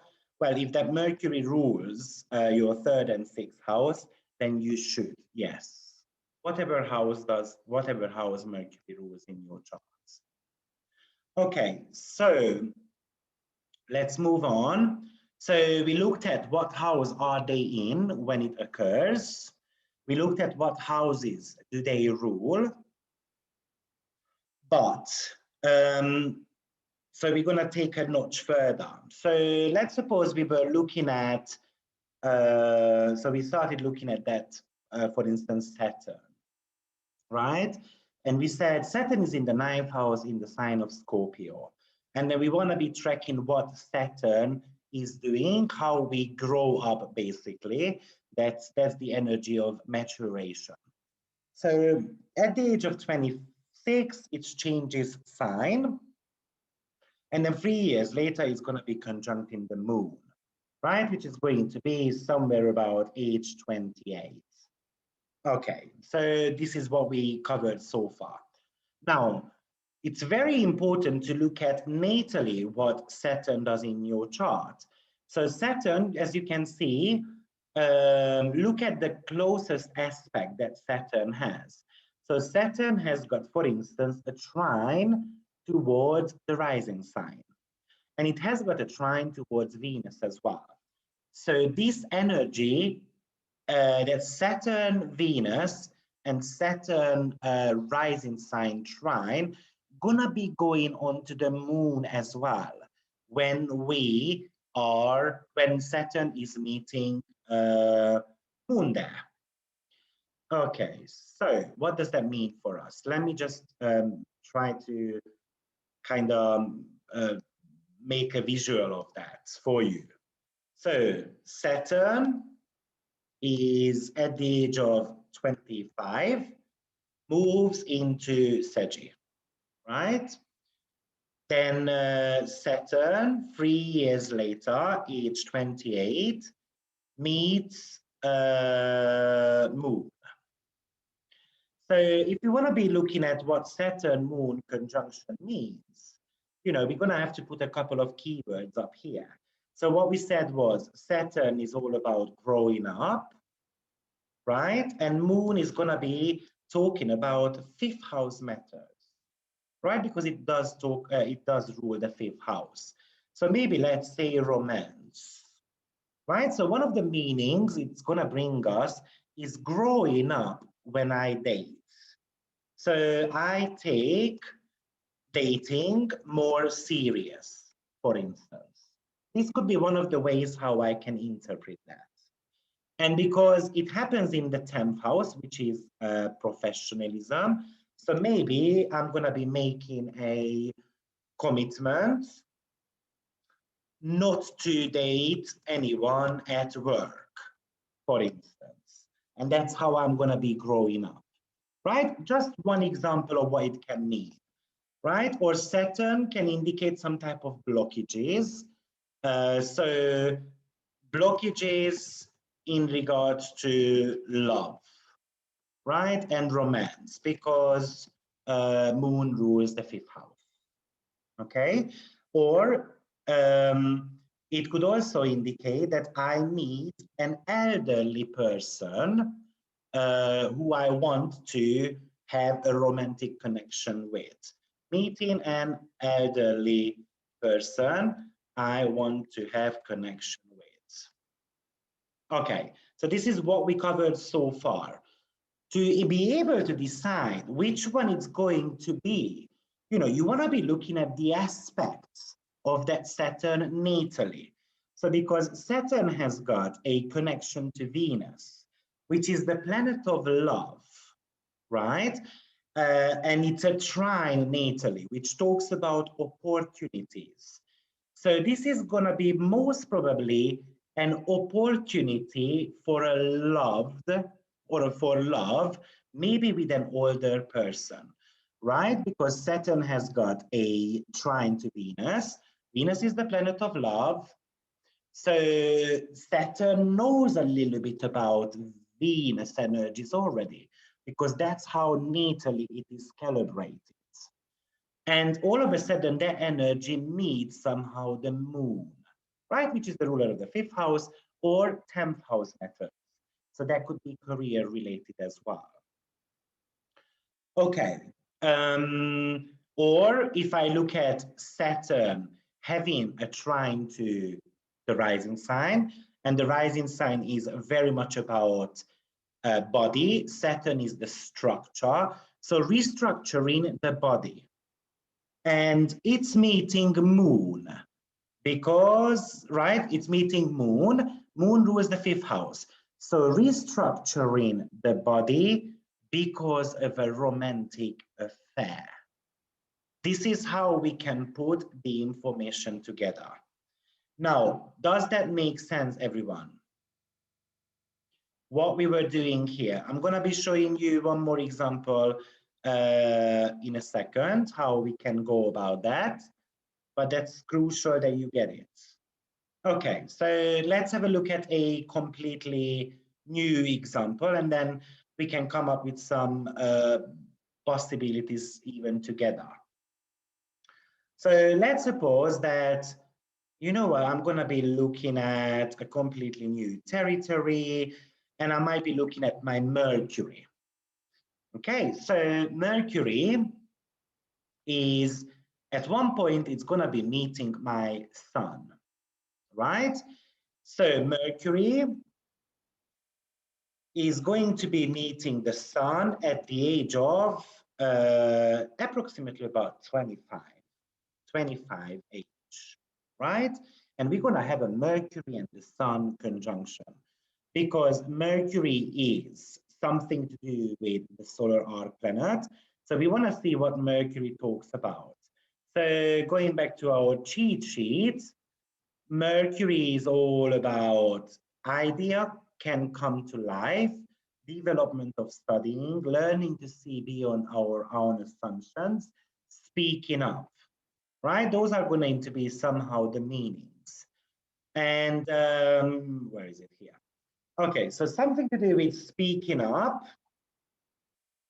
right? Sorry, let me bring that up back here. Speaking up, the Sun is all about the core self, and it's happening in the 12th house. So we've got a little bit of a flavor of maybe spirituality, or yeah. And Sun does rule the 6th house. And the 6th house is something to do with lifestyle and illnesses, right? So something happens when I have to learn to speak up for myself. My core self or core image is changing, maybe become a little bit more spiritual, and which is going to be changing my lifestyle. And a very low manifestation of that could be through an illness. And you try to put these keywords together.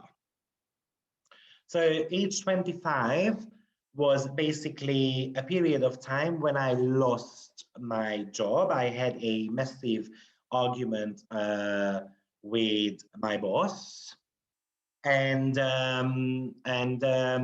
that's the reason why I decided, oh, now I'm going to go and become a teacher.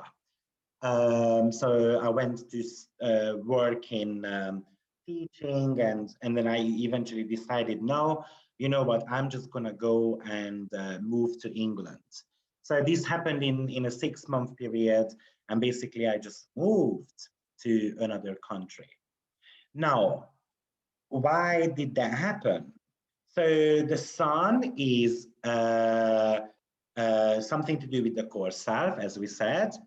12th house is far away places, usually something to do with overseas countries. Oh, I can't spell. Overseas countries, right? The Sun itself is actually the boss. 12th house also talks about losses. So there is a loss of an ego going on here, basically, when Mercury is hitting my Sun. But I try to speak up with it because Mercury wants us to speak about anything. And if you look at what does Mercury rule in my chart, it rules the 4th house, which is the house of relocation, changing homes. So basically, I had this massive argument with my boss. I told him, you know what, screw you. So I really used my Aquarian nature back in the days. And then I just walked out of the workplace. And then a couple of months later, I just packed my bags and then I left and I went to England. And that was a very 1 second decision as well. Okay, does that make sense, everyone? How are we gonna put these together? Yeah, 12th house is far away places. Do we have any questions over that? Yeah, 12th house, also large distance trips over water, exactly. England is a overseas country for me. Can you show any, as an example in your chart, your relocation to England? I've just shown one. Great. Okay, so brilliant.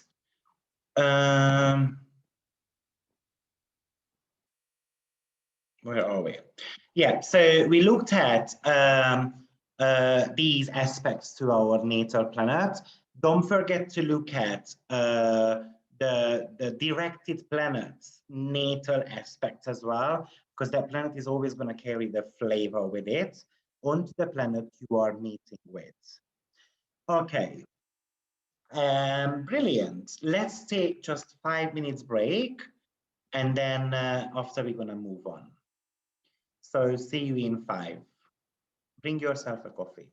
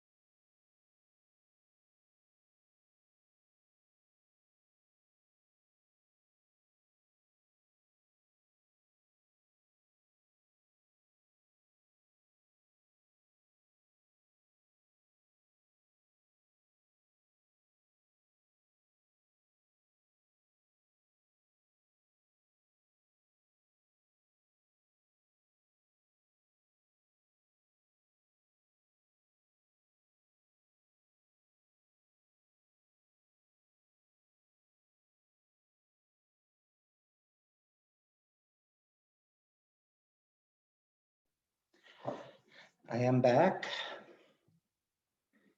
So we're gonna move on. So let's talk about the aspects a little bit, because when it comes to solar arc, you're going to be mainly using square, opposition, and conjunctions. And the reason being is because they are the ones which makes things happen. So it's going to be something which is an activating energy of all those. Now, what you want to be doing is, imagine that, for instance, Saturn is going to be moving on, and then it's going to be making a square to Venus. Now, that's going to be happening when that Saturn is going to reach 9 degrees of Sagittarius. So that's going to be somewhere, it's 26, right? Because Saturn is going to be changing sign when it reaches 0 degree of Sagittarius, plus 9 degrees. So around age of 35, Saturn is going to be squaring Venus. So first of all, we're going to have to compare the two planetary natures to signify whether it's a harder aspect or more a positive aspect. I would like you to forget about that square is all about challenges. Yes, it is a challenge, but it is something which is also triggering you to do something, right? So what we said was the Saturn is all about climbing the social ladder and something to do with climbing a mountain, basically, taking on additional responsibilities. Because the Saturn is going into the 10th house, so it's career related and social status change, but it's going to be having a Venusian quality to it. So firstly, we're going to have to look at whether these two planets get along or not. So Saturn is a cold and dry planet. Venus is a cold and wet planet. So again, there is some similarities going on between them two. So it's not necessarily a natural disaster, basically. But we know Saturn is something which is pushing you to, to become more serious, to grow up a little bit, and maybe in Venusian departments. So that could be first house related, third house related, and something to do with eighth house energies as well. So if you want to be figuring out which house it's going to be, is it going to be first, third, or eighth house meta? Well, always look at where does that Saturn is currently, and it's in the 10th house, right? So which house relates to the 10th house more, the first, the third, or the eighth house? Well, career and other people's money, for instance, that could be something which we can put together. So maybe this person is going to be challenged, a square, to make money through other people, right? Which is a Venusian topic there because of the eighth house meta. This is one of the ways how we can use, or maybe this person is going to be asked or triggered to kind of heal some of the communicational blockages. Why communicational blockages? Because Venus rules the third house, and we also have got Chiron in there. And Chiron is wounds. So some type of communicational wounds, which we're going to have to start working on, right? So try not to look at the Saturn square like, oh my days, it's a square, and then, it's going to become a disaster, because that's what we learned in astrology. These are more about triggering points, and try to compare the nature of the two planets. This is the time when I was 35, so that approximately happened in, well, 3 years ago, so somewhere around 2018. And actually, I got a promotion, and I became a HR manager, and I started doing management courses to others. And I was especially teaching about how to make more money for the corporation. And that was very much about basically educating newly promoted managers and how to have a financial mindset, and how to bring the best out of people, how to be a good leader type of energy. So this is what I was teaching for between 50 to 25 people 4-5 times a week, which is very much Saturnian. So Saturn is all about taking on responsibility. It is happening in the 10th house, which is all about career. So we are having some growing up to do in regards to a career. And when it's reaching Venus, somehow the 1st, the 3rd, and the 8th house matters are going to be switched on as well.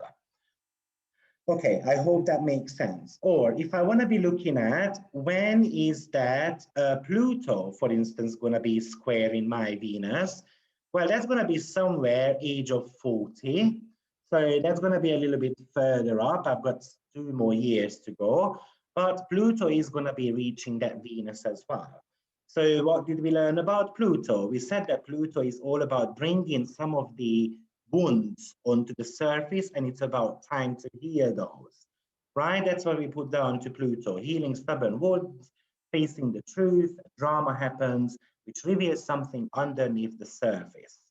So again, this activation might be asking me to heal some of the wounds in regards to 1st house matters, or communicational matters, or something to do with sexuality and trust issues and all those type of things I'm going to have to heal when that Pluto hits my Venus. I'm guessing, hopefully, Pluto is going to be putting a full stop to my body image issues, and then I'm going to be able to eventually get rid of all my fat cells, and you know, I'm never going to have to look back, and it's going to be, you know, ongoing, or I'm not going to fall back and then put on weight again because I've got this yo-yo stuff going on, you know, and maybe that brings a complete transformation. And Pluto is always going to talk to you about gaining some of your powers back. So very importantly, look at these squares, oppositions, and conjunctions as a trigger point. Now, but let's just have a look at what these aspects are all about, because a square is going to remain a square at the end of the day, and it's going to bring you challenges and so forth. So let's start with the conjunction. So conjunction is something where 2 planets are basically conjoined, they are standing together, and their planetary influence very much depends on who is stronger in the given sign. Meaning that, let's suppose you've got a Venus and Saturn conjunction going on in Libra. Oh, let's put it in Taurus, actually. Now, Venus is in rulership in Taurus. Saturn does not have any dignity there. So definitely Venus, because it's at home, it has got a lot more say than Saturn in that sign. So Venus is going to be regulating that Saturn. Venus and Saturn, as we said, Venus is very much about cold and wet energy. Saturn is cold and dry. However, Saturn, cold and dry. So there is some common energies going on between them too. But Venus wants to bond, Saturn wants to be kind of lonely. And that's where we can have a little bit of a debate, but Venus is stronger there. So you want to be looking at their planetary strength, which you can do according to the essential dignity table. Now, if you are unfamiliar about the essential dignity table, then you might want to be going to just Google it. Oh, Google it. And then you will be able to, I recommend using the Ptolemy version, but it's up to you.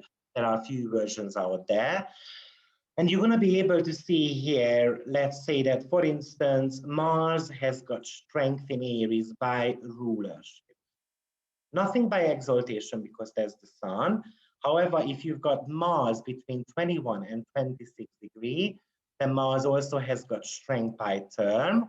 Or if you've got Mars between 0 to 10 degrees, it has got a slightly bit of a strength also by phase.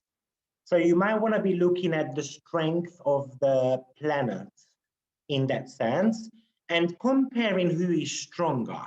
So when we've got, for instance, a Venus and Saturn conjunction in the sign of Libra, well, both of them are very strong there.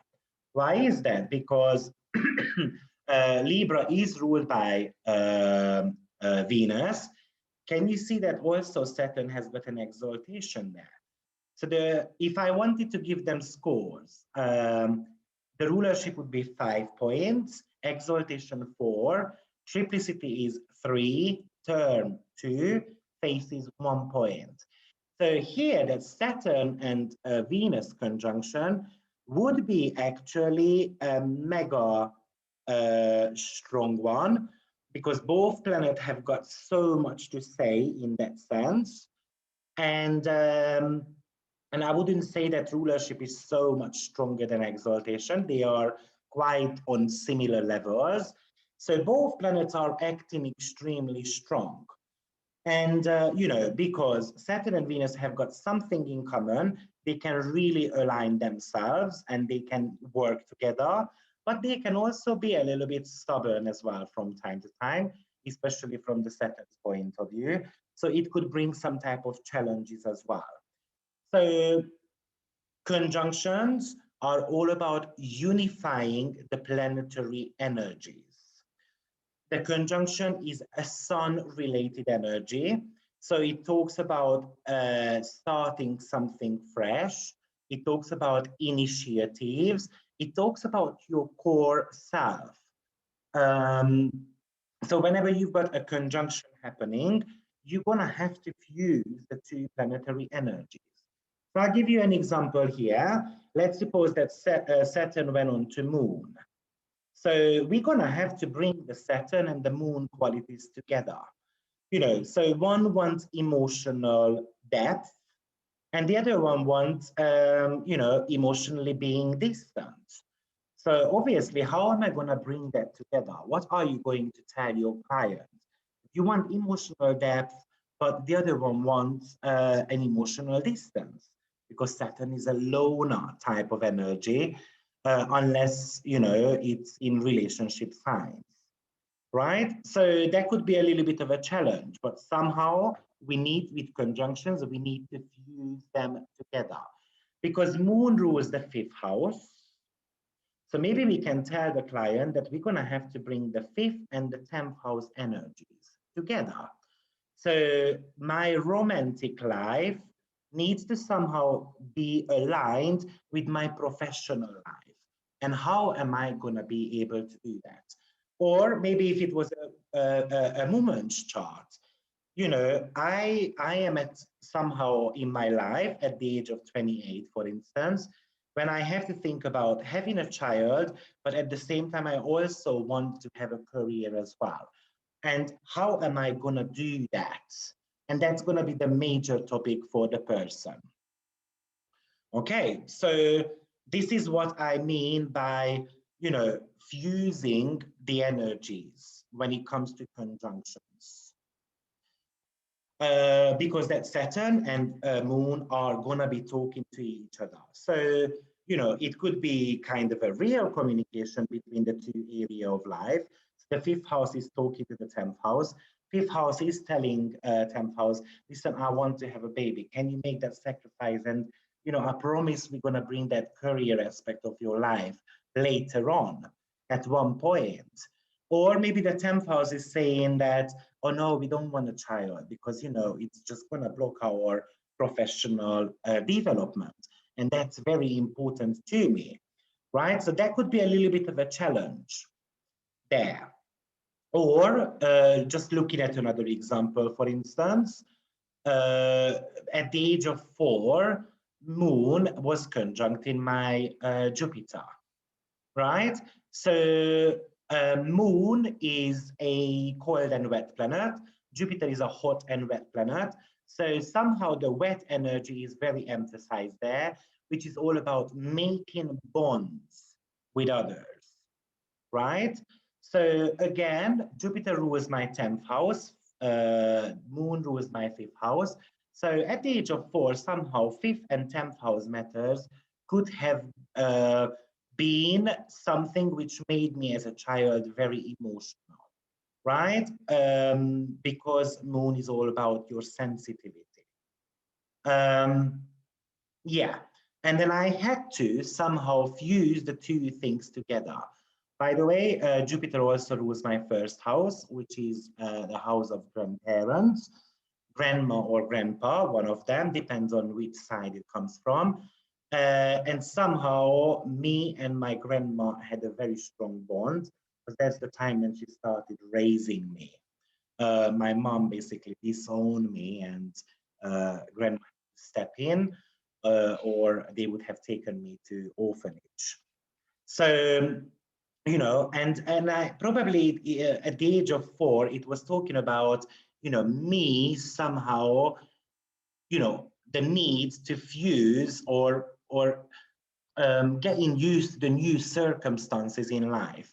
So whenever the ascendant ruler gets activated, it talks about changes in your environments, right? And somehow my childhood experiences started changing fifth house ruler through something to do with, for instance, grandparents. One of the ways how we can go about of course, moon by ruling the fifth house, which is the house of pleasure, right? And the first house is the body. So somehow, you know, eating too much could be something which this moon and Jupiter indicates. And it could lead, of course, to putting on weight. Well, my grandma always threatened me if I didn't eat. Because a healthy child needs to be chubby. That was her way of thinking. Okay, so that's what conjunction is about. Oppositions. Basically, I usually describe oppositions as a seesaw energy. So what happens there is that we've got two planets, they've got different needs, and each of the planets would like to express their needs. So let's suppose that you've got a, let's stay with the Saturn and Venus opposition example. Let's suppose that Saturn is in the sign of Capricorn and Venus is going to be in the sign of Cancer. Now, what does Venus want? Venus wants to kind of settle down and create a family. Venus is all about love. Cancer is all about nurturing. So I love nurturing. But Saturn in Capricorn is all about having, you know, achievement, achieving something in life. Sorry, let me drink. Yeah, and the two planets have got completely different needs. So the seesaw energy, as the opposition works, I usually describe that as having a fat kid and a skinny kid. They are trying to play the seesaw. Well, it's not going to work out because obviously the skinny kid is never going to be able to get the fat kid to be, right, the chubby kid to be up in the air. So it's all about finding a solution. And maybe the solution is to have one more skinny kid to be on one side, and therefore they're going to be able to manage this seesaw game going on. So the opposition is always about finding usually a like a source of energy, which is not necessarily just coming from you. It might be coming by a third party who is going to help you in those. So this is the aspect of making compromises, not necessarily getting pushed and pulled into different directions. Somehow you're going to have to make compromise. You're going to have to bring these two energies again together. And somehow it is always about external activations. You usually get provoked by others. So to maybe talking about a example, you know, as we said, at the age of 18, Saturn started opposing my Chiron, right? So we know that Saturn is still in the 9th house. So that's something to do with spirituality.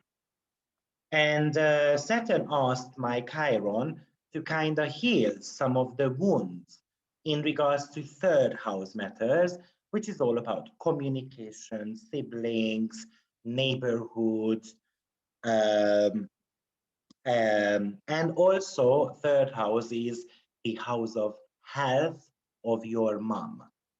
Unfortunately, this was the period of time actually when my grandma died.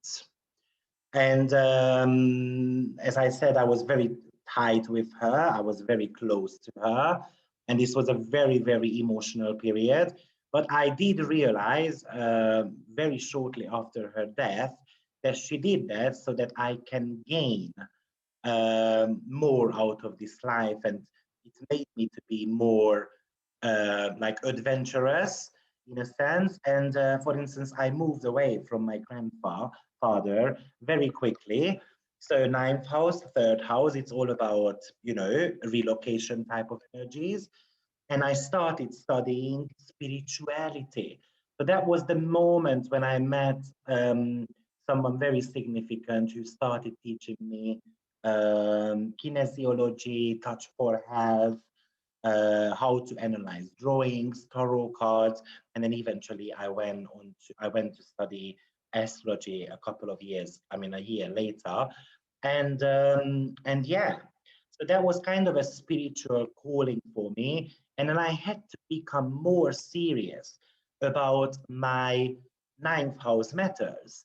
I would like to mention that 9th house is the meaning to life. So I had to find the meaning to life through some type of pain, right? And the good way that I managed to kind of align it, and I didn't allow both of them to have different needs. I had to bring them together and kind of make them like a conjunction so they can unify their energies. Okay, and we've got square, which is a 90-degree aspect, and it has got a Mars quality. And the Mars is all about a war, a pioneering energy. So it asks you to have an action going on. It asks you to fix things, to overcome some of the challenges. Right, but we've spoken about squares, so I'm not going to go on and on about it that much. It is the very highest manifestation of that is that it's going to be pioneering you to become a go-getter, to initiate something. The very low manifestation of that is that you're going to be having arguments with everyone and with yourself as well. Trine, we're not going to be speaking about them too much, but Trine has got a Jupiter quality. It talks about expansion, opportunities in life, somehow star qualities. So it's an energy when you have got the chance to grow and to get some reward. But some or most of us, unfortunately, don't always see the big opportunities. So Trine is an opportunity and it might not be coming all the time. And sextile has got a Venusian quality. So it talks about crossroads in your life. Am I going on this road or that road? And if I'm going on that road, maybe this is what I'm going to be gaining from this. Or am I going to be choosing the easy one? And I might not gain as much as I want to. Right? So it really depends whether it's, for instance, in a fixed sign, because the fixed signs doesn't like change. Fixed signs don't like changes. They don't like to risk too much. So maybe they go for the easy one, and therefore it doesn't bring them that much goodies in there. But the sextile is an easy aspect as well, and it has got something to do with some chances or opportunities coming to your way. Okay, so in solar arc, we tend to be mainly using conjunctions, squares, and oppositions mainly. Those are definitely bringing life events. Play around with trine and sextile. They could as well. If you see one in your chart, look at what area of life you get in opportunities and you should be going ahead with those opportunities. Trine and sextile always need a little bit of a risk taking as well. It needs optimism and it needs confidence level. Think about the Jupiter and the Venus qualities. Venus is all about self-worth. So you've got the chance to build on your self-worth, and Jupiter gives you the chance to grow into who you want to become. So you're going to be able to see some great notes about each of these aspects. So look them through. It is a little bit of a summary of each of the aspects, what planets they are described by. So sextile is Venus, square is Mars, trine is Jupiter, opposition is Saturn, and conjunction has got a Sun quality to it. Okay, do we have any questions? Let's just have a look. If there are multiple solar arc to natal aspects, conjunction, etc., how do we determine which is the most important house or planet to pay attention to? Oh, Stephanie, that's a very good question. I wanted to mention that, but I forgot. So the most important one is always the conjunction, followed by opposition, then square, then trine, and last but not least, the sextile. Okay, so that would be the order of importance of the aspects. Conjunctions are far the most important one, again, followed by opposition, square, trine, and sextile, the last one. I would say that conjunction always gives you kind of 100% energy. Opposition is something to do with 80. Square is 80 as well. Trine gives you a 40% chance to grab the opportunity. Sextile is just 20–30% strength. They are not always powerful. Okay, so another significant aspect, which I want to speak about a little bit, that's in conjunction. Because that's going to be bringing you events as well in your life. So in conjunction is a 150-degree aspect. It is classified as a minor aspect. However, ancient astrologers believe that if basically, let me just take some notes there as well, so you get what I mean by that. So how they went about aspects, that the circle is 360 degrees. So if I divide that then by 1, that's going to be a 360, and that's what I'm going to call as a conjunction, 0 or 360. So if I divide 360 by 2, then I get 180, and that's going to be the opposition part. And I'm going to go and then divide it by 3, and then I get 120 degree, which is a trine.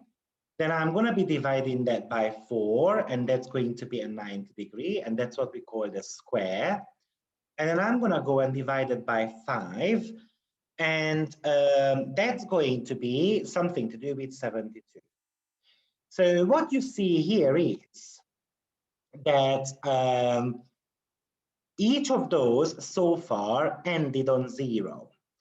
And 0 always had a kind of a magnificent meaning to it, or it was very mysterious number, right? So the very first one, which is actually doesn't end on 0, but it's still a round number, that's a 72-degree aspect, which is a quintile.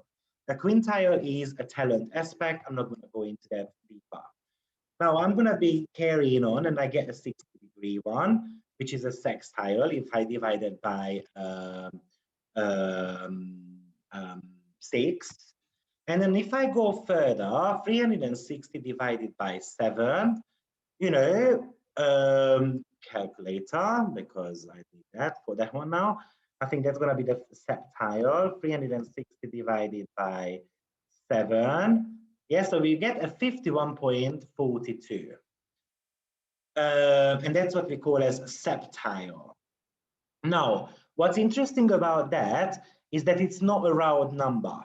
And ancient astrologers believed, or not ancient, but the Middle Age astrologers believed, that if it's not a round number anymore, then it's not a major aspect. Well, that is definitely a minor aspect. And that's the reason why some astrologers believe that, for instance, quintile is going to be a major aspect because it is not an endless number, it is a round number. You know, and then I'm going to go further, and then 360 divided by 8, I'm going to get a 45 degree, which is a semi-square. And that's again a round number, and so forth. So, yes, and you can carry on.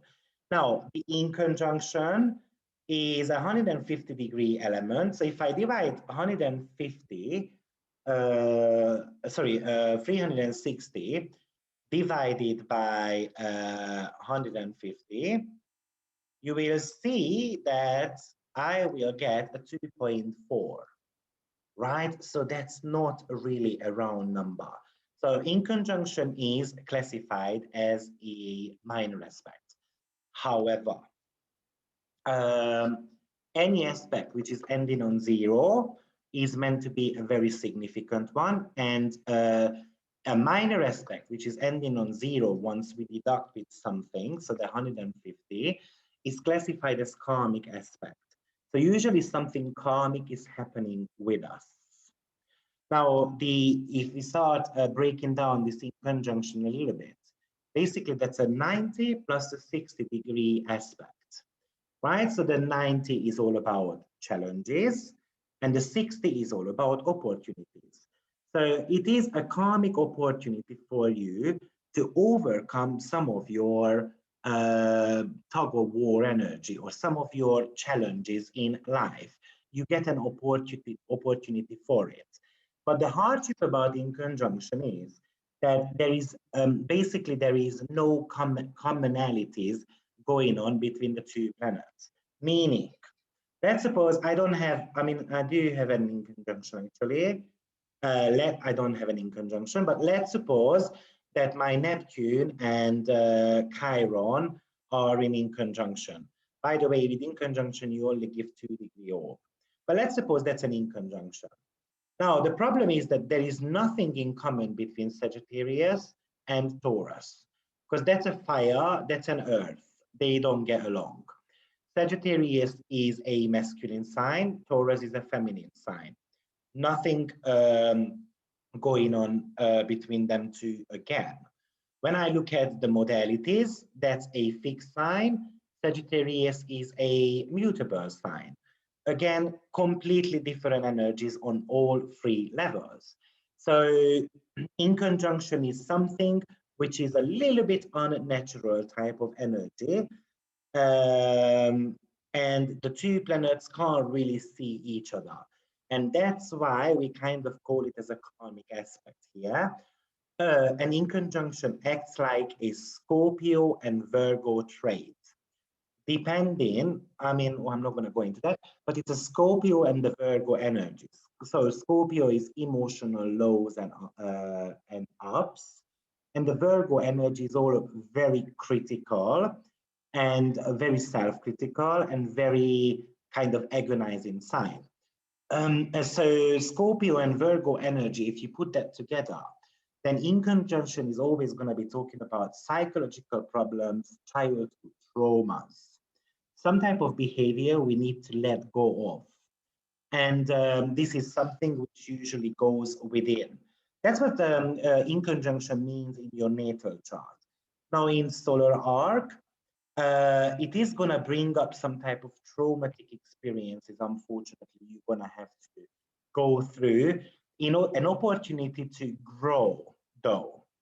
So, you know, because it has got, as I said, a sextile element to it as well. And you can see that from the shape of the glimpse, right? Because if I put 2 more up there, this little line, can you see? I'm trying to draw that. It would exactly look like a square because the upper parts got cut off. So that means that we've got hardship to reconnect with the divine energy because it's all rooted within us. That's why it indicates some type of psychological blockages. And in conjunction always ask you to redirect your energies. You are required to make adjustments in your life. So whenever there is any conjunction happening in your chart by solar arc, it is adjustment and it's quite forceful. And some events can be happening, which is going to be quite traumatic. Typically, divorce, death, some significant event which might be happening in your chart. So for instance, a example here, again, if you look at my moon, at the age of 19, that's when it reached 22 degrees. And that's when it started in conjuncting my Chiron.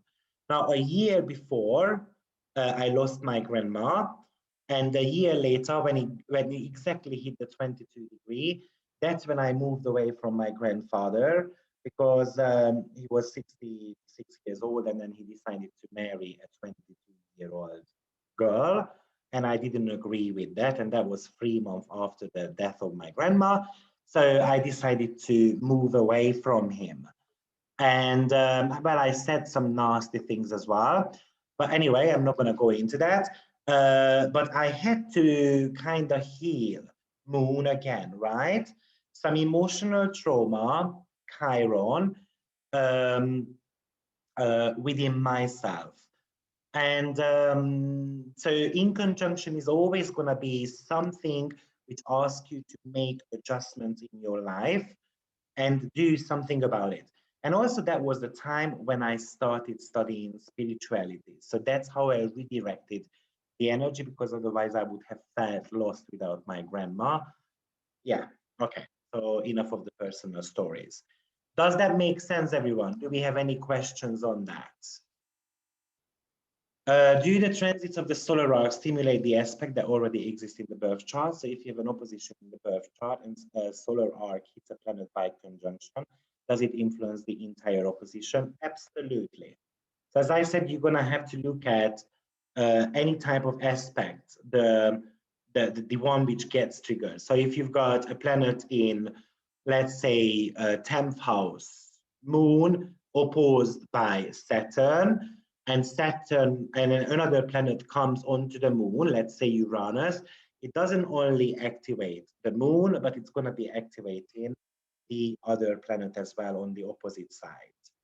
So look at the closest aspects.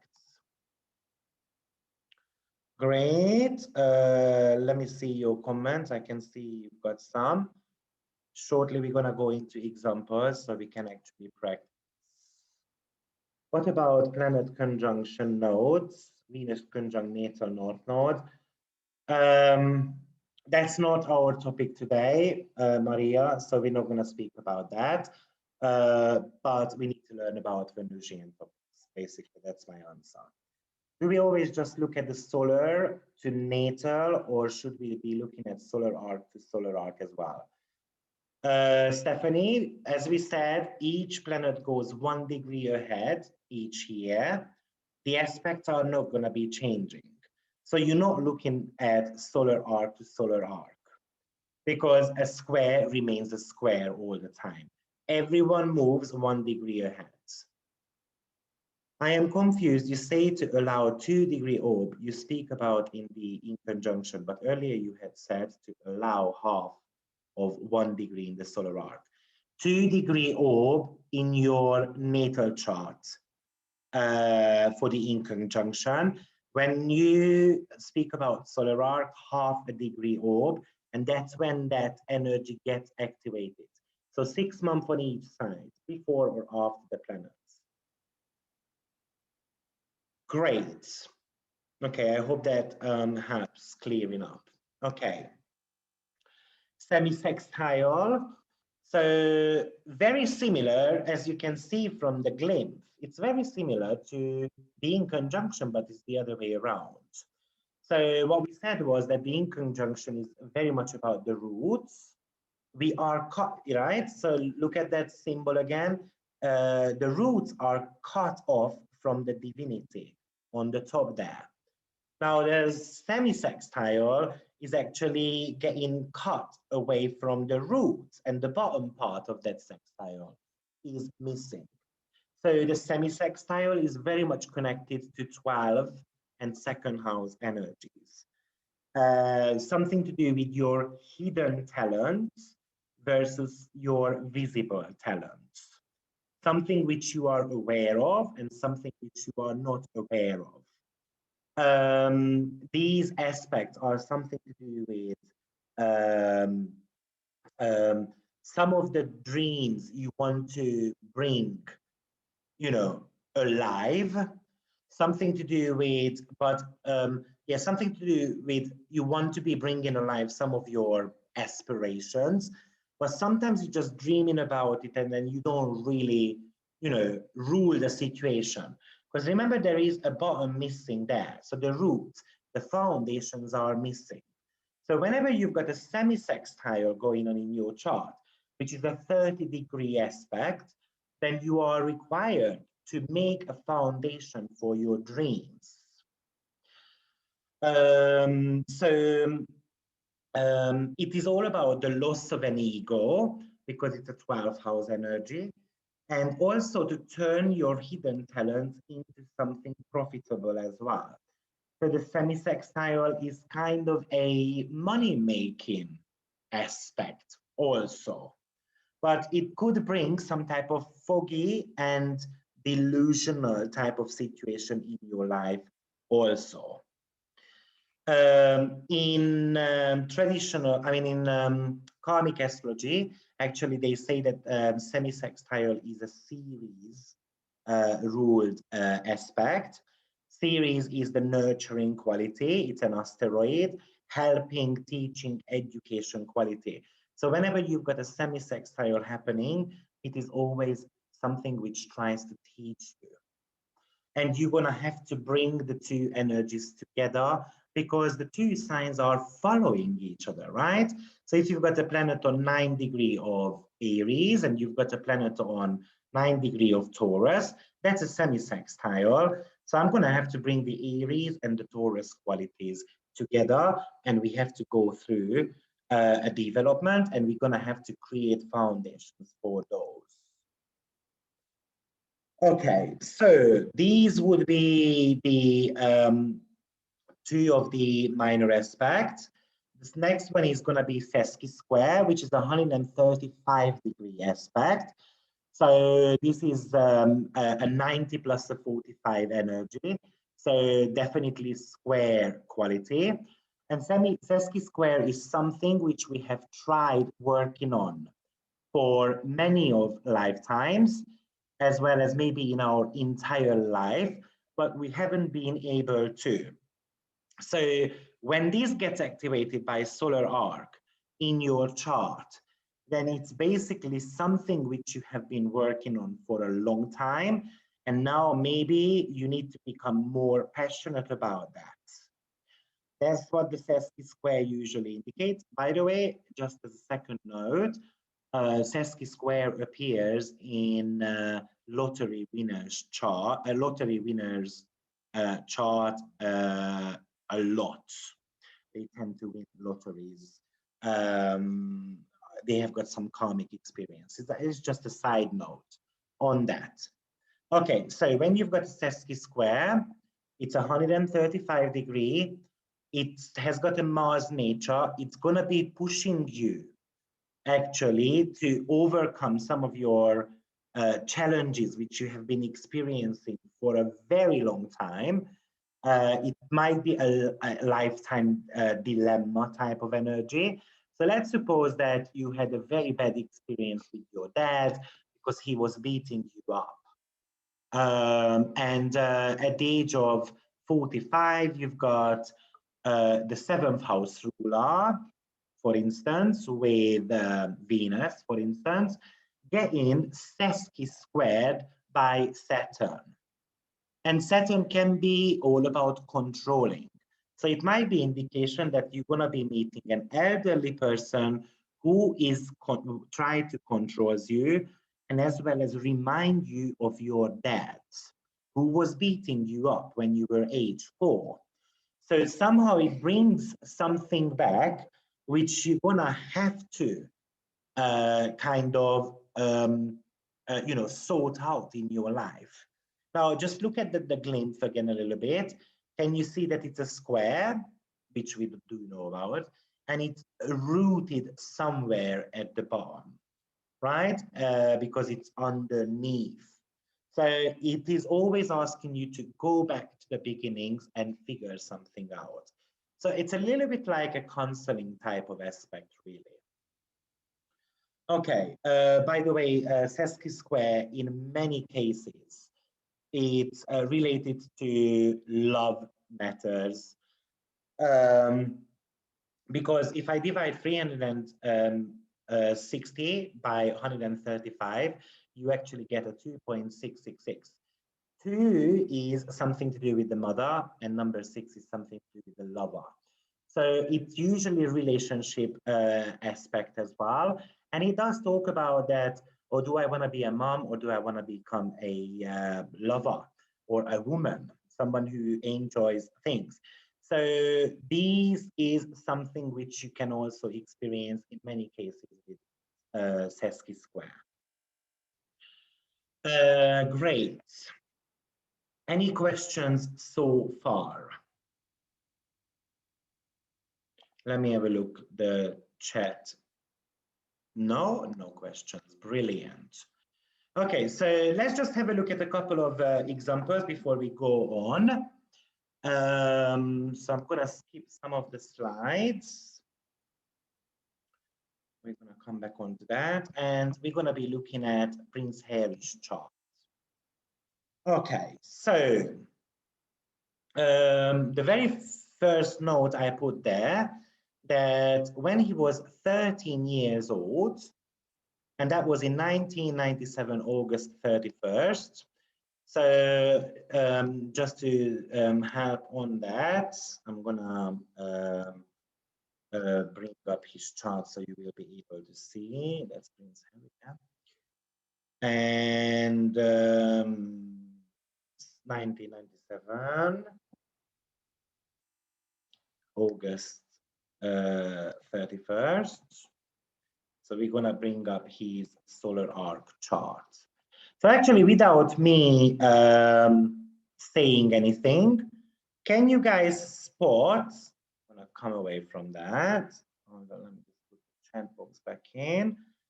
Can you guys spot any significant solar arc energy which you think we're gonna have to work with or speak about?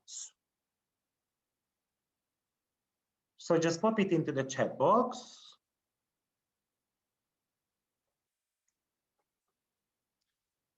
Moon Chiron, Deborah says. So let's have a look at what is happening. So the moon is on 4 degrees at the moment. Chiron is on 8 degrees.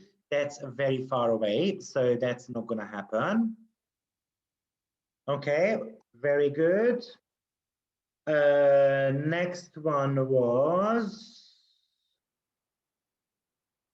it depends, sorry, I lost. Venus and, very good. Rhonda says Venus and Mars both moving into a new sign. So that's gonna be definitely significant. Venus and Moon. So let's, Venus and Mars, sorry.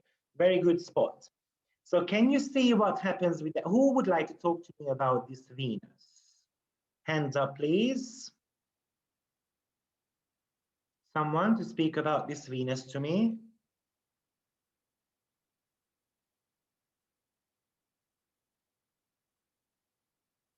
No one? Everyone is shy? No? Good. I mean, not good. Oh, yeah, Marie, go ahead. I'm not even sure that I see the, okay, yeah, I see the Venus now. I'm going to give it a try. So what was the question again, Victor? What's happening with that Venus? It's changing signs. So what could that indicate to us? So the Venus is in Libra, right? And it just went into Scorpio. into Scorpio, yeah. So when it gets into Scorpio, isn't it going to be getting close to the Pluto then? Yes, it is conjunct in Pluto as well. So, but how was the energy of Venus in Libra? Does Venus like being in the sign of Libra? Yes, it's his home. It's his home. Yeah, that's a good point. It's its Exactly. home. And what happens to Venus when it goes into Scorpio? Oh, yes, it is.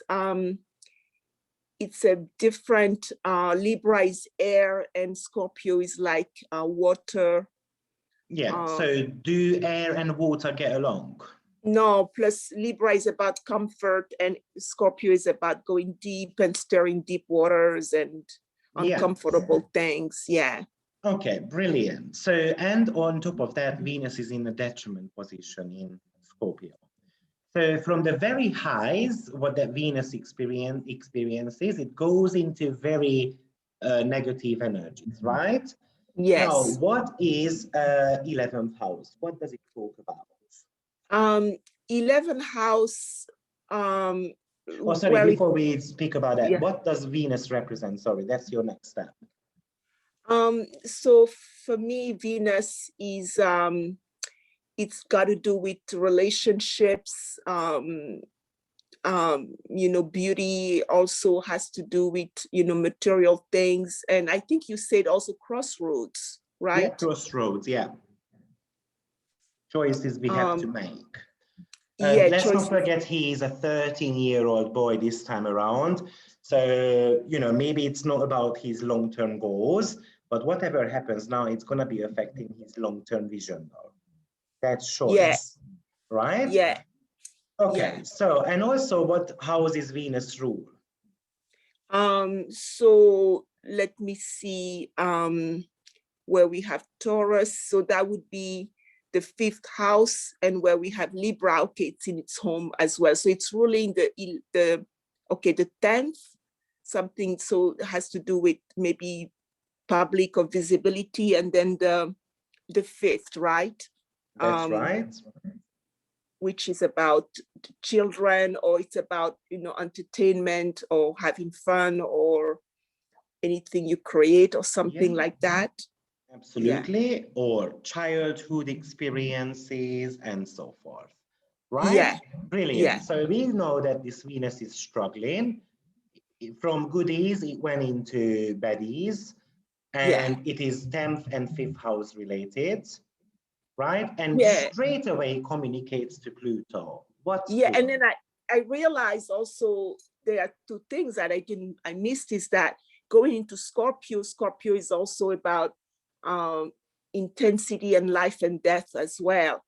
And then Pluto is also the ruler of, I mean, the modern ruler of Scorpio, and Pluto deals with, you know, dissolving things and taking things, really, it's the undoing. Everything dissolves with Pluto. Yeah. Intense stuff. Yeah. Yeah. And it's something to do with, you know, something which needs to get destroyed, right?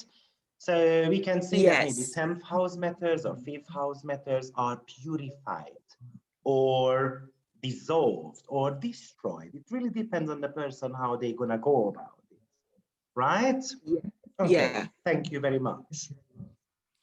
So someone asked a question before, what's gonna happen, you know, when we have got more?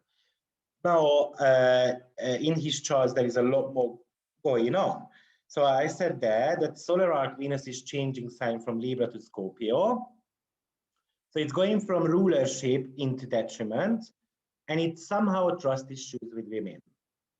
Obviously, that Venus has got new element, new mode, new polarity. I wanted to say, not popularity. Polarity, right? So it's absolutely a new field for him, right? And also we saw that solar arc Mars is on 29 degrees of Sagittarius. So going back onto our chart, sorry, not there, here, Mars is on 29 degrees still. It's about to go into Capricorn. So 2938 at the moment. So it's something, what is 12th house about? It's all about losses. It's all about fighting our inner demons, taking our inner demons a little bit more seriously. It's a spiritual connection as well, and something to do with, you know, planes and dreams and nightmares. 12th house rules such thing. Unfortunately, this was the period of time when his mom died. And of course, this was something which put him in the public stage. Fifth and 10th house matters. Fifth house stage with moon in there, which is always all about people, and the 10th house is his mom, right? And then with the Pluto, unfortunately, he lost his mom, the death of the mom. Venus mom, Pluto death, and as well as he lost somehow his masculinity as well. So he was suffering from, you know, what is Mars? The desire. So he might have been suffering from the desire to live, for instance, or, you know, some karmic experiences, 12th house, karmic wounds. So this is how we're gonna go about that. Now, we're gonna come back onto the 29-degree and then it's gonna get a little bit clearer. So also when you look at, there is solar arc Uranus exactly squaring moon in his chart. So let's just have a look at why solar arc Uranus, solar arc Uranus is squaring his moon. Oh, what did I put down there? Sorry, hold on. Solar arc. Hold on, sorry, I made a mistake there. Maybe the moon is. Oh, forget about that. I don't know why I put that down there. It's not squaring it. Okay, what else did I put down there? Solar arc Pluto conjuncts. Oh, no, yeah, because this is the wrong chart. Okay, so forget about that. So these are the ones you wanted to focus on. Now, the reason why it's interesting to see this in solar arc, because if you looked at transits, and let's have a look at transits just for that day, you would not be able to see, in my opinion, the death of his mother at all. So that was the day of the death. You would not be able to see such a significant energy which shows that the mom is going to die here. So if you find any, just let me know. The only one which is a little bit of a something which gives it away is the Chiron on the very last degree. Chiron does spend in one sign quite loads of time. So that's the only one, but the rest doesn't really talk to us about. So nothing going on in his 10th house or the 4th house. We've got Saturn there, but the Saturn would be exciting for us, which is on 19-degree, by the way. Would be exciting for us if it was making a connection to a natal point. It does make a connection to Venus, though. It's opposing, but Saturn rules the 1st and the 2nd house. So that's nothing to do with death. Okay, so I wouldn't necessarily call that the Saturn-Venus opposition killed his mom, because that's just not working. Great. Okay, so let's have a look at another example. You can see we've got a couple of questions. Mars conjunct ascendant, not yet. Prince William showed the same on his solar arc on the same day. I didn't look at his chart, Johnny, but we're gonna be able to find there certain things. Here is Pamela Anderson's chart. And it's going to be in 1989, August 21st. So let me bring that up for you. Pamela Anderson, I think I called it as in, yeah, it's that one. Oh, sorry. And I'm going to bring up again the solar arc. 1989, August 21st.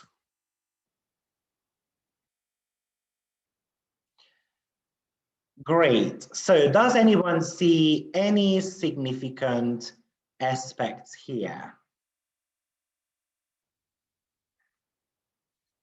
Mars square moon in the 8th house. Anna, I wouldn't be looking at Mars square moon by transits because those are fast ones. So it means that every 2 years you can die, basically, because Mars is going to be squaring your moon every 2 years. So I wouldn't do that. The death is going to be coming from slow moving planets, surely. Okay. Yeah. Okay, yes, so everyone spotted it. The sun is moving into a new sign. So, you know, it doesn't, I mean, it's not exalted. Yeah, sun is not exalted in Leo, it's rulership.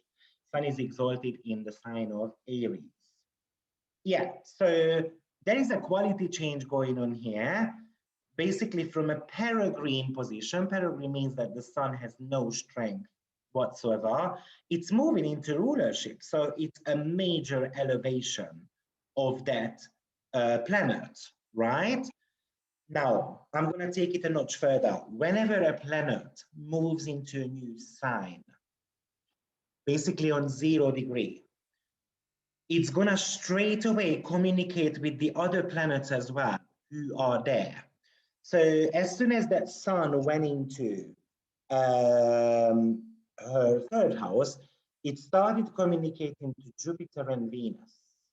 And sun was telling Jupiter, listen, I want you to help me to grow. And sun there said, sun says, I want to be, shining. So it's telling Jupiter, I want you to help me to shine. And it's telling Venus as well. Okay, so there is always a communication going on when a planet goes onto 0 degree, and especially that 0 degree is going to be colored by Jupiterian and Venusian events as well at the same time. But that's only true for the 0 to 1 degree. So sun goes into a new sign here, meaning I've got the opportunity to start shining. And how? Jupiter rules the 7th house in front of public, and Venus rules the 5th house on stage, because there's self-expression, acting, and so forth. As soon as, basically what happened with Pamela Anderson, as soon as the sun went into her ruling energy, the ruling sign, she was asked to become a model because someone liked her. And that's how she started becoming basically famous. And it happened within a couple of months' time. So very exciting. Obviously, if it was Saturn and Mars there, as in malefic planets, Jupiter and Venus are the benefics, and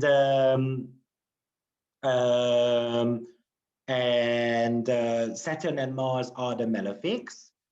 Okay, so Sun is talking to 2 benefic planets in one go. So that 0 degree is quite busy. Obviously, when Sun is moving into Virgo, it's going to start talking to part of fortune, it's going to start to talk to Pluto and Uranus as well.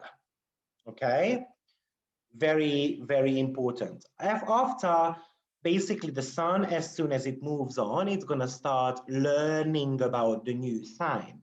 So the 0 degree energy is always going to be about new skills, learning about that sign, something to do with a new territory, which you kind of haven't had a chance to embrace yet. So it's an unstudied quality. What you're going to be experiencing, it's like learning about a new language. So you've got plenty of work to do, because obviously if you learn a language, you're going to have to learn vocabulary, grammar, pronunciation. You're going to have a dialogue with someone, you know, and all those type of things. So it's plenty of work, but we usually start with enthusiasm, especially if benefic planets are involved, such as Jupiter and Venus there. Okay, great. When the planet is on 29 degree, then we're gonna be talking about some closure. So with 0 degree, it's all about new beginnings, new territories of our life. 29 degree is a closure. Now, the closure in a sense that when you reach the 29 degree by solar arc, it's again going to be talking to every single planet in the chart. Meaning, when the sun was on 29 degree, it was talking to Mercury. It was talking to Mercury and asking about, what did we learn about Mercury territories? So what did you learn about fourth house matters, which is all about family? Okay, or what did you learn about yourself, because it rules the first house as well? Did we actually embrace the Cancerian qualities or not? Okay, because if we didn't, then the 29 degree is a crisis degree, and it's going to be bringing challenges that year, because you're going to have to come up to a karmic ending. You're going to have to learn everything, whatever that sign and house was meant to be teaching you about. Okay, so here she was meant to learn about self-expression, something to do with talent, money, self-worth, as well as something to do with fourth house matters, because Mercury rules the fourth house. So something to do with family, the roots, the foundations, and so on. Okay, and then if we learn that, then the 0 degree energy is quite beautiful. If you didn't, then unfortunately, it's not that easy. Okay, so 29 degree talks about endings. Also, it's quite a futuristic way of thinking, so we tend to be making plans with 29 degree energy as well. Great. So let's just have a look at what we said about Pamela Anderson here. So the sun has changed sign, and that sun was communicating with Venus and Jupiter. At the same time, solar arc moon was trining her Pluto, and solar arc Mercury was trining Saturn as well. Now, what did I say? Don't necessarily look at trines. They are not or sextiles, they are not the most significant. But it does talk about opportunities. So you should be, when you are consulting with your client, for instance, just tell them that you've got some type of opportunities, for instance, around Moon and Pluto energies. So let's just have a look at what is that. So her Moon is right there, and it's bang on trining her Pluto, right? So because moon rules second house matters, so it's all about financial gains and earnings. And Pluto is all about power. So she has got the opportunity to gain power, maybe through her talent, second house, or maybe through publicity, because moon rules the public, the people. Yeah. Or the other one we said was solar arc Mercury, which is trining Saturn. So we can see that Mercury is right there, trining Saturn. So in her natal chart, Saturn is talk about maybe restrictions in regards to how I appear in front of the world, right? Mercury is bringing a kind of a opportunity to speak about that, okay? And it gives an opportunity to shine and solidify that for you, to give you a foundation with Saturn. So it's not necessarily all bad. Of course, Saturn does rule hermit heaven. Let's not forget about that. So it's a career opportunity to be online or internet or in front of large group of people, sorry. And we do that in a Mercurian Leo way, right? So maybe that's about speaking on a stage. So, but those are opportunities and don't always trigger events for us. Okay? Great. Let me see if you guys have got any comments. Okay, using solar arc, I think I finally see the transit just before my mom died. I haven't been able to see any other techniques. Wow. Yes. Yeah, sometimes you're only gonna see things in solar arc and you can't really see somewhere else. I did see that one as well myself. What would you learn regarding Scorpio 8th house for part of fortune?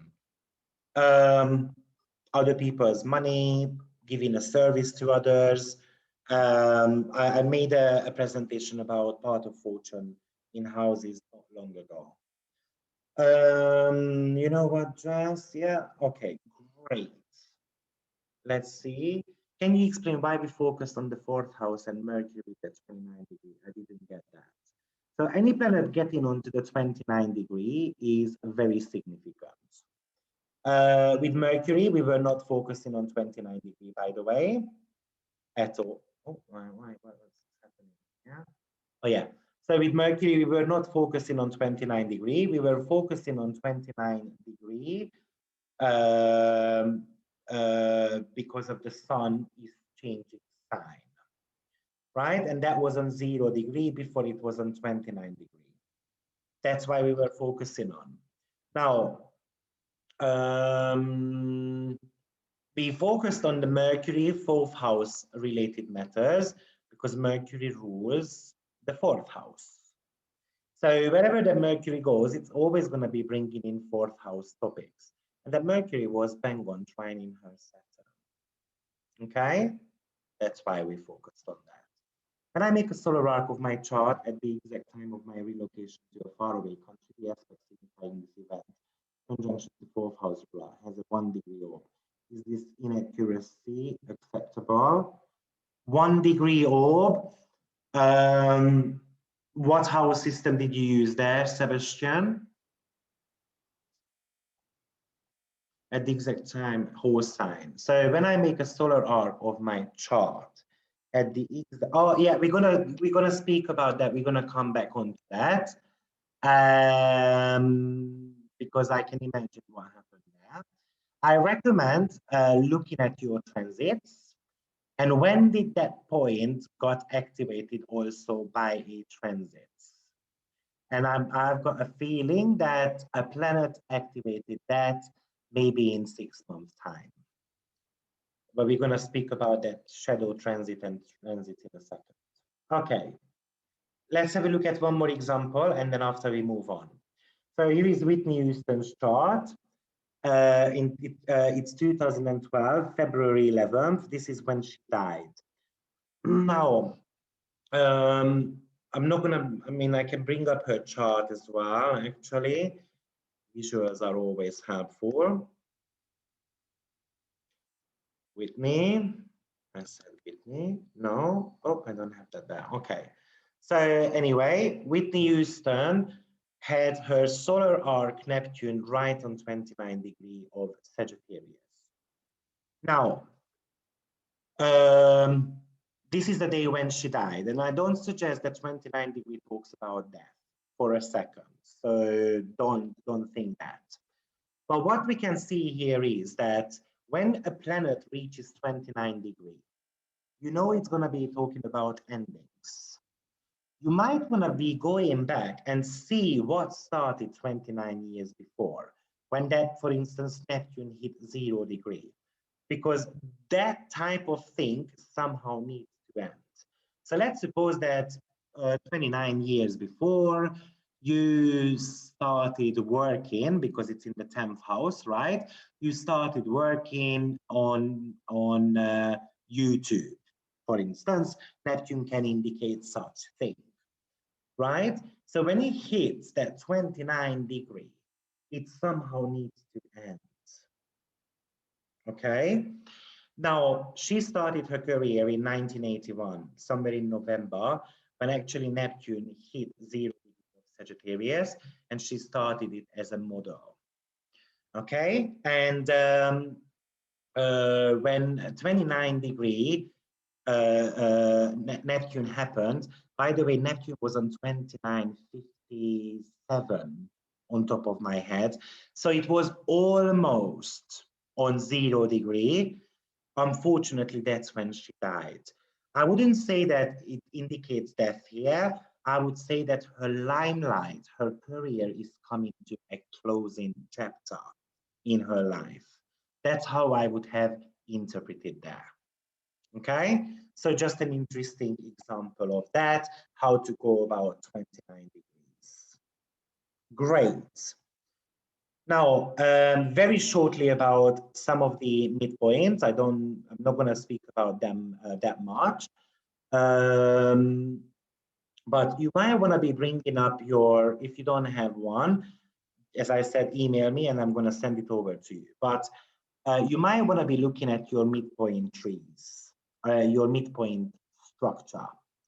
So basically, midpoint is when you are taking the distance between two planets. Okay, so let me just bring up a chart here. So for instance, for simplicity reasons, let's say I'm going to be looking at Saturn and Moon, the midpoint. So because it's on 11 degree, Moon is on 27, the midway, the mid distance between that those two planets are going to be somewhere, let's say on 19 degrees. How do I know that? Because I'm going to be adding up 11 plus 27, which is 38, divided by 2, that's 19, right? So midpoint is the distance between two planets, and you're going to be halving that. So if I'm looking at Saturn and Sun's midpoint, for instance, then that's 19 plus 30 plus 30, so that's 60, 79 plus 8. So that's somewhere 87, right? All I did was I calculated from Saturn towards the Sun, how many degrees separation they've got between each other. So once again, that's 19 degrees to reach 0, 30 to reach Gemini, 30 to reach Cancer, and we've got that 8 degree extra there. So their difference is something like 88 degree here. Now the midpoint is somewhere gonna be on 44 degree, right? So that's gonna be somewhere here on 4 degree of Gemini. That's gonna be the midway of that point. Now, let's suppose that I'm looking at the Saturn and the Sun midpoint. Now, what is Saturn? What is Sun? So something to do with restriction plus ego. So when a solar planet hits that 4 degree there, by let's say Moon or North Node is going to be there, okay? I'm going to have to learn about what is restricting my ego and what is restricting my ego, Saturn and Sun, okay? And somehow the house position of those two planets are going to get signified as well. Second house and 11th house matters, which are all about gains and financials. So for instance, Pamela Anderson, Okay, Pamela Anderson, we are in 1989. So that North Node, approximately about 7 years later, it's gonna be hitting the Saturn and the Sun midpoint. So something to do with restriction of self-worth, the restriction of self-image gets activated, and she needs to learn about that. I didn't look up what happened at that time with her. So if someone wants to check them, please do so. We're talking about somewhere in 1996, 1997. I've got a feeling she started Baywatch, actually. And, you know, maybe she is going to be triggering even kind of more learning about herself and so forth. Okay, so midpoints are, don't underestimate them. Okay, don't underestimate them for a second. They are quite powerful. It's a forgotten technique, unfortunately, not too sure why, but it does bring in plenty of energies. So I put down here a example for you. So as I said, midpoints are all about taking the distance between two planets and finding the midway. So for instance, if you look at Sun and Moon midpoint, which I recommend using anyway, Sun is your ego, Moon is your emotional world. So, you know, that could be talking about something, it depends on your chart. We would need to look at what Sun and Moon, where they are in your chart to exactly signify what it could indicate. But the Sun and Moon energy, when gets activated, the midpoint gets activated by solar arc, you're going to be experiencing your Sun and Moon energy as well at the same time. Okay, so you can look at those by transit as well, so such as Jupiter or Saturn, Uranus, and so forth. With solar arc, look at every single of them. Okay, so just an example there, you've got Sun on 5 degrees of Cancer, Mercury on 25 Cancer, the midpoint in them is 15 degrees. And let's suppose that is opposed, that 50 degrees opposed by Saturn. So once a planet is going to be reaching that 15 degree by solar arc, it's also going to be opposing your Saturn. So you're going to have to take that into account. Do midpoints act like a conjunction then? It is the combination of the two planets? Yes, I would call it as a conjunction, yes. Good point. Yeah, very good point.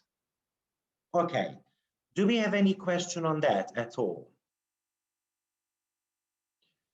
Are the midpoints predictions just as reliable as normal solar arc planet predictions? Yes, they are quite accurate.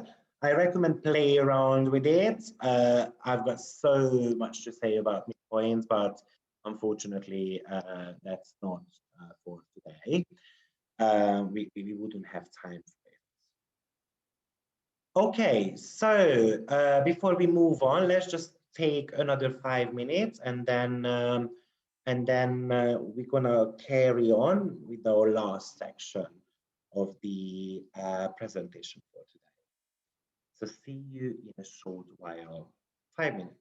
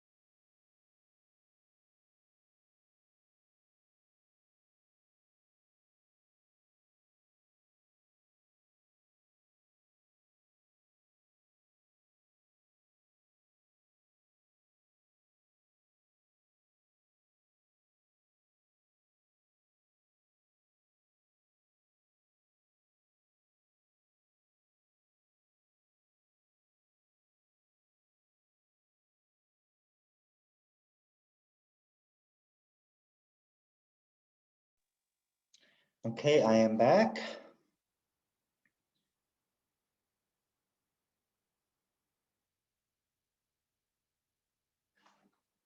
I love, guys, that you share your experiences, because this is how you're gonna learn. So then Danielle is saying that 29 years ago, I began secondary school. So the fact is it's entering a learning sign. It's quite funny. Plus my younger brother was born and he's just had his first child last month. So congratulations.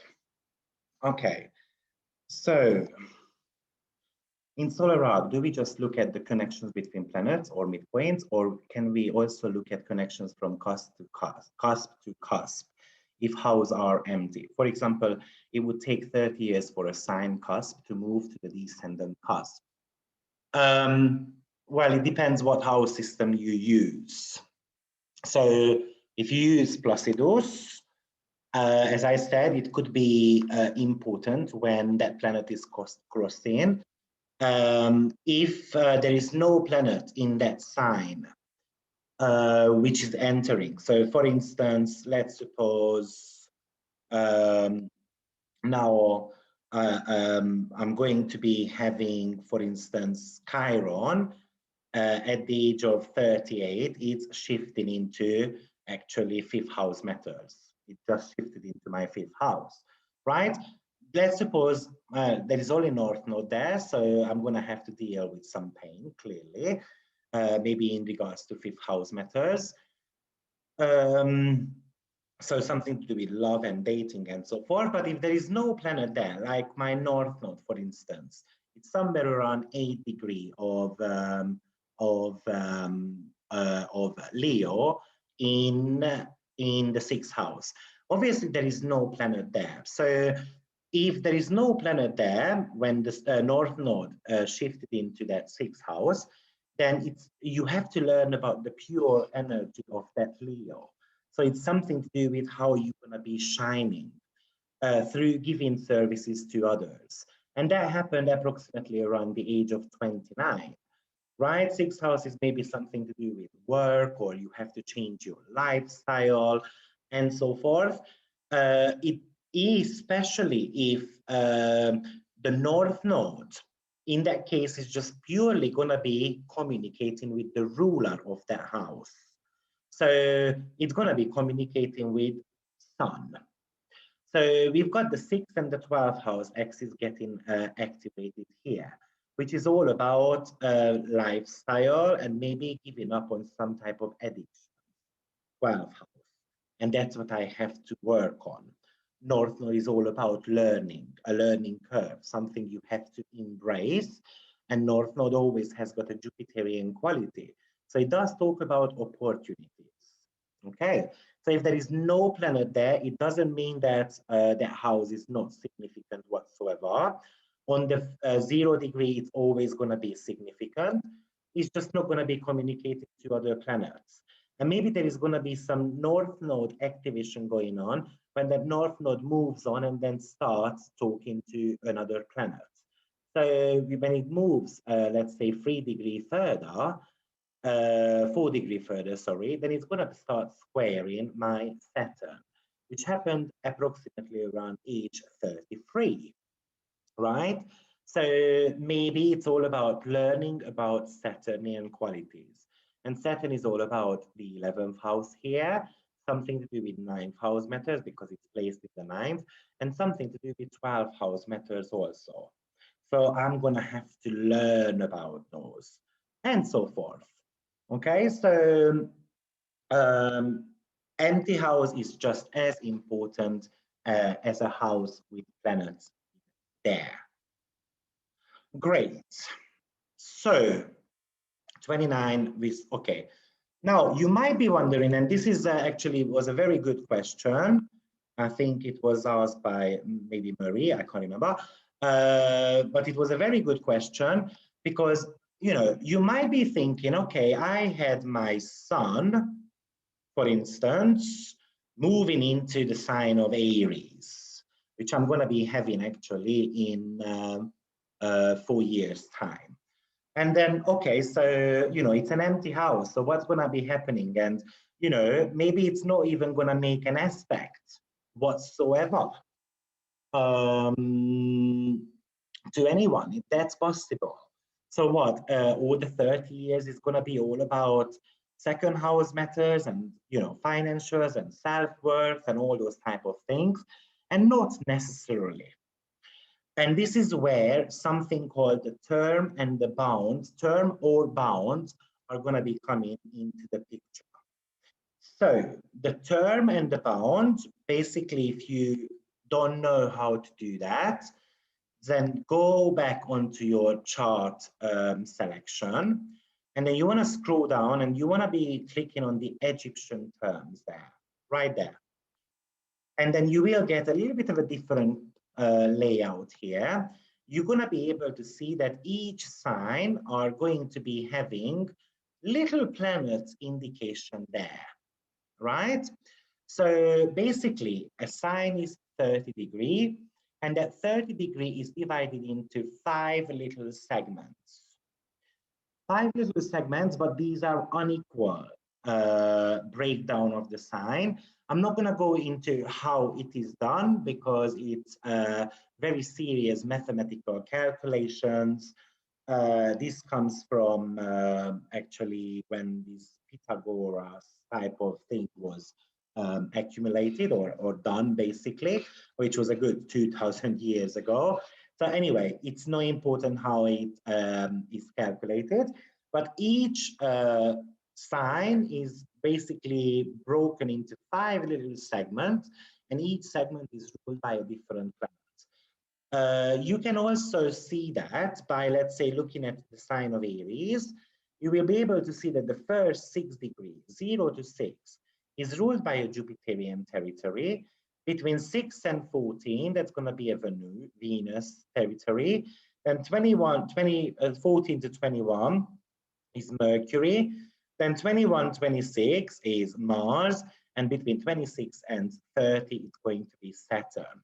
Now, to be precise, once it reaches the 6th degree, it's already a Venusian territory. So basically, that's between 0 to 559. And then from 6 till 1359, it's Venusian territory, and so forth. So any planet going through these little segments, firstly, the same way like we did before. Let's suppose we're going to be looking at an example. Whose chart was that? This is Pamela Anderson's chart. Okay. So what we can see here is we spoke about her sun changing sign. And you can see that when the sun changed sign, it was in a Jupiterian territory as well, right? You can see that Jupiterian territory. And that's something to do with the first 6, 7 degree of that sign. Now, you want to be looking at, firstly, do the 2 planets get along? So the Sun and Jupiter does get along quite nicely. So that does bring us a little bit of a boost.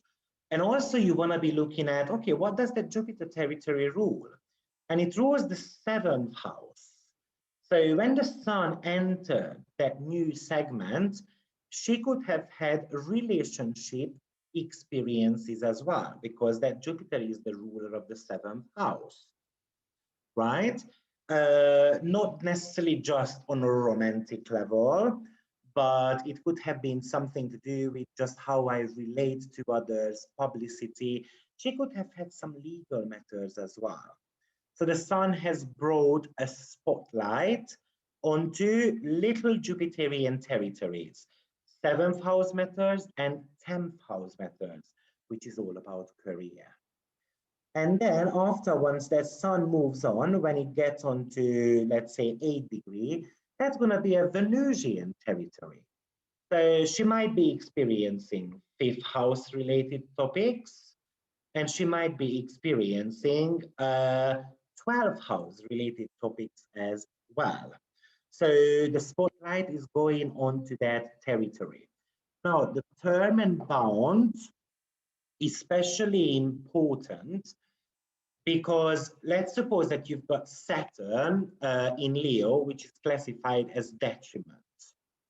When I go on to the Leo energy, for instance, you can see that on the first 6 degree, that's actually a Saturnian territory. Now, that's why I said I use the Ptolemy version, not the Egyptian one, because you can see that the Egyptian is Jupiter. Ptolemy says this is a Saturnian territory. So if we look at her Saturnian territory, then Saturn rules something to do with 8th house and 9th house matters. So something career advancement, right? But so I use the Ptolemy version. It's up to you which one you're going to be using. Unfortunately, on top of my head, there is no Ptolemy version here. We've got money loose. Oh, there is. Here you go. There is a Ptolemy version there. I think that maybe that's going to be the right one you want to be clicking on. Not that one. That comes up with Jupiterian one as well. Let's see then Ptolemy, which Lily also changed up a little bit. Yeah, here you go. So that's the one. Can you see that Saturnian territory? Okay, so we can have some spotlight going on to our career in 3rd house matters. So 3rd house is very much about communication, learning, studying, as well as social media. And somehow that gets combined with our career and other people's money. Then later on, it's going into a Mercurian territory. So it's worth having a look at what happens then, which is the 1st and the 4th house energy. So maybe when the sun reaches that 7 degree, then she is going to be moving somewhere. Okay, so the term and bound is something for us which is going to be adding a little bit of an additional layer to your chart interpretation skills. What I usually do is, just a tip in your natal charts, I tend to be looking at my planets in term, and I tend to be looking at which is the most prominent one. Most of my planets you can see are on Jupiterian term and Mars term. So those are quite significant. Therefore, Jupiter and Mars, when it gets activated, it's always very, very significant. So the reason why you want to be looking at, because as I said, and as an example, Saturn is in detriment in the sign of Leo, but that's not entirely true, because in the first 6 degree of that Leo, Saturn actually has got a little bit of a strength by term. Term is a 30% strength there, okay? So it's not necessarily the 1st degree is something which is so bad, okay? So for instance, going back to the original question, right? So when North Node, for instance, at the age of 29, shifted into the sign of Leo, the first 6 degree was Saturnian territory. So Saturn is ruling my 11th and 12th house. So I had to learn about that till the age of 36-ish. Something to do with 12th house and 11th house matters. I was 35 actually when I started working for Lada. Okay, and that's exactly when the North Node started squaring my natal Saturn as well. As I said, squares are not necessarily a problem in solar arc at least.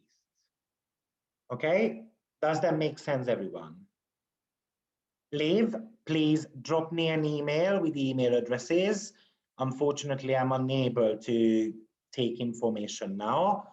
Everyone to send me an email who needs midpoint structure, and then I will deliver them in 48 hours. Great.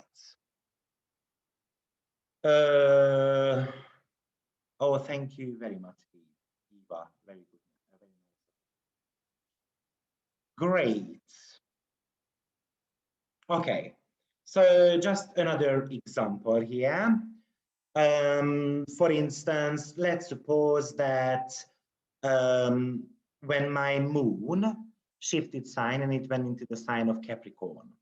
Now, there is no energy there, right? Which happened around the age of 27. There is no energy there.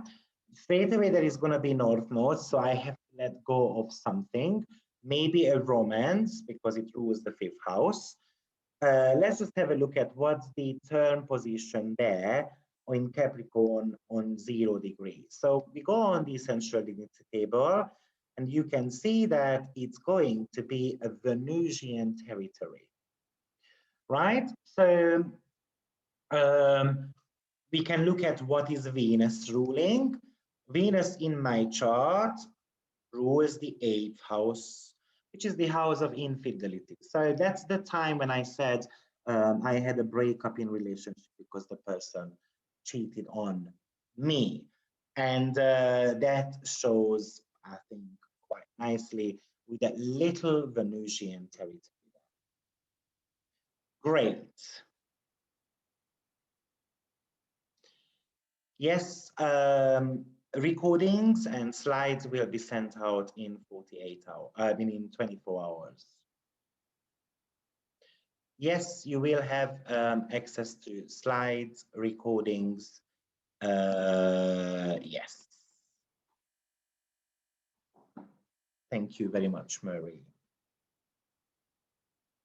So one more time, everyone, you will need to send me your date of birth, place of birth, and timing of birth on email if you want to get your chart with midpoints. Okay? Great. So within that 30-year period, you're going to have other topics getting activated in your chart as well. And that is going to be determined by the turn position of your chart. Just a little bit of an extra what you might want to be focusing on. Great. So let's move on. A couple of other examples. I put down here Madonna's chart for you. And in 1982, September 6th, if you watched my demo video with Lada, then and you already know what was going on here. 82, September 6th. Here you go. So what we can see here is basically solar arc Venus conjuncts her sun, as you can see there. So what we said was, if we go back onto our slide, Venus is all about something to do with relating to others, something to do with our beauty, harmony, a crossroad in our life when we're going to have to make some type of choices. And it is something like, am I going to choose the easier way or am I going to go for the harder way? But overall, this is something where maybe pleasant times are coming. Now, because Venus is activating the sun, which is in rulership, by the way, it does indicate that it's something which, like something pleasant happens around our self-core, right? And somehow our identity is changing. Because Venus is ruling the 9th house, it might involve some type of international matters, publishing, something to do with foreign countries, relocation, something around your belief system could be also changing, or spirituality. But Venus also rules one more sign, which is the 2nd house. And that's something to do with your financials and self-worth. So if I try to put that together, somehow my self-worth is growing, right? And I increase my way to shine. And maybe I'm going to do that through international matters because of that 9th house energy. Now, this was the time when her first single got released, and she became extremely successful with that. At the same time, we've got solar arc Uranus conjunct her Mercury as well. Now, what we see here that her Mercury is super strong for multiple reasons. Mercury has got here essential dignity by exaltation and rulership as well. On top of that, the planetary joy of Mercury is the first house, meaning that Mercury loves being in the first house the most. And Mercury rules her 10th house, which is career. So there is a sudden change going on in her career department because Mercury is in a very strong position here. This is more likely a positive change because we know that Uranus can bring ups and downs. But remember, with Uranus, we always have to pay for our freedom as well. So she is gaining some type of freedom in her career, but at the same time, she might need to pay for it. So just bear that in mind. The price might not too big because, as I said, this Mercury is super strong there. And at the same time, she also has got a solar arc Neptune in sextile to her part of fortune. So solar arc Neptune is right there, sextile in her part of fortune. Now, Neptune is so much to do with fame, especially when it goes through the 3rd, 7th, or 11th house, the social media houses. And part of fortune is something to do with abundance and luck, as well as happiness in your life. So if I try to put together all those energies, you know, all of 3 solar arc events, it does tell me that something is good going to be happening here because nothing is challenging out of these 3 aspects. So, and that was something we related. Great. Also, we're going to have more examples, so don't worry about that. Now, I put down here, I'm not going to go through that, but I put down for you the sign changes. So what happens with the sun when he enters Taurus and Gemini. Just read that through, just a little bit of a help for you to have a clue what happens when the planet changes sign. But we already covered that, so I'm not going to go into that again. Now, Jane Fonda's chart, another example here. At age of 12, she lost her mother who committed suicide, actually. And what we saw there, that her solar arc Venus was conjunct in the sun exactly. So look at that Venus, 18 to 29, so that's 11. 11, she wasn't exactly 12, it happened a little bit earlier. So Venus was already on the borderline of changing sign. So 29 degree, what did we say? It is all about going through some type of crisis situations, okay? And it's a Venusian topic. So because it's 12th house, we're gonna be experiencing some type of losses. And Venus rules her 10th house, which is the house of mom. And I think it beautifully shows that she's going to lose her mom, because on top of that, that sun is ruling her 8th house, house of death, as well as the moon inside, which is the mom.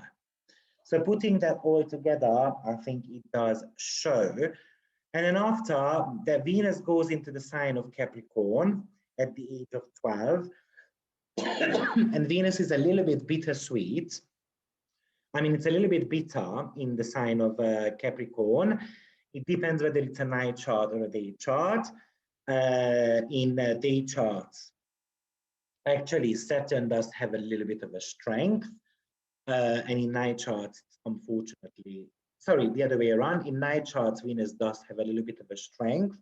In day charts, it's quite destroyed. So this is a little bit of a frustrated Venus there, which is meeting the sun here. In the 12th house, losses getting combined with 10th house. And on top of that, unfortunately, the sun also rules the 8th house here with moon in there. Okay. Another example, Barack Obama chart. So in 2007, on the 10th of February, he announced of running for presidency. And Neptune was squaring his Mars. So let me bring that up for you. Actually, hopefully,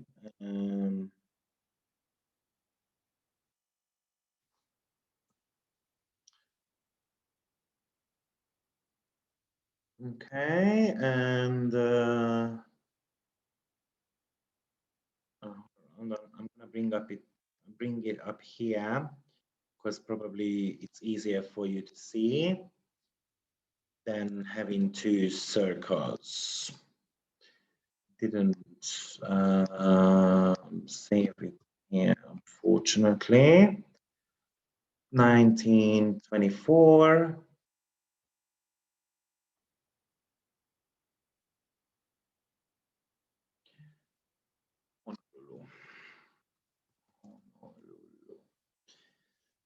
Great. So, and then we are on 2007, February the 10th.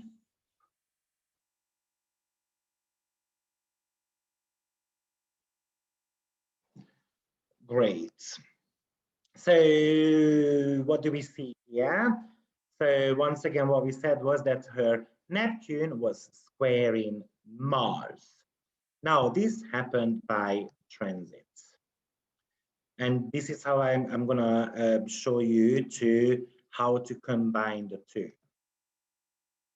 Okay, so her Neptune, I mean his Neptune. Hold on, I'm doing something wrong. Oh yeah. So let me just go back there 1 second. 2008 November. I wanted to go first.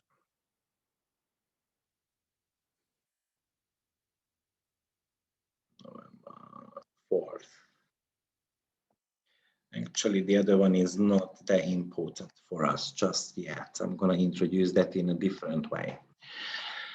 Okay, so what do we see here is 2008, November 4th, he won the election, and solar arc Mars was conjuncting his Neptune.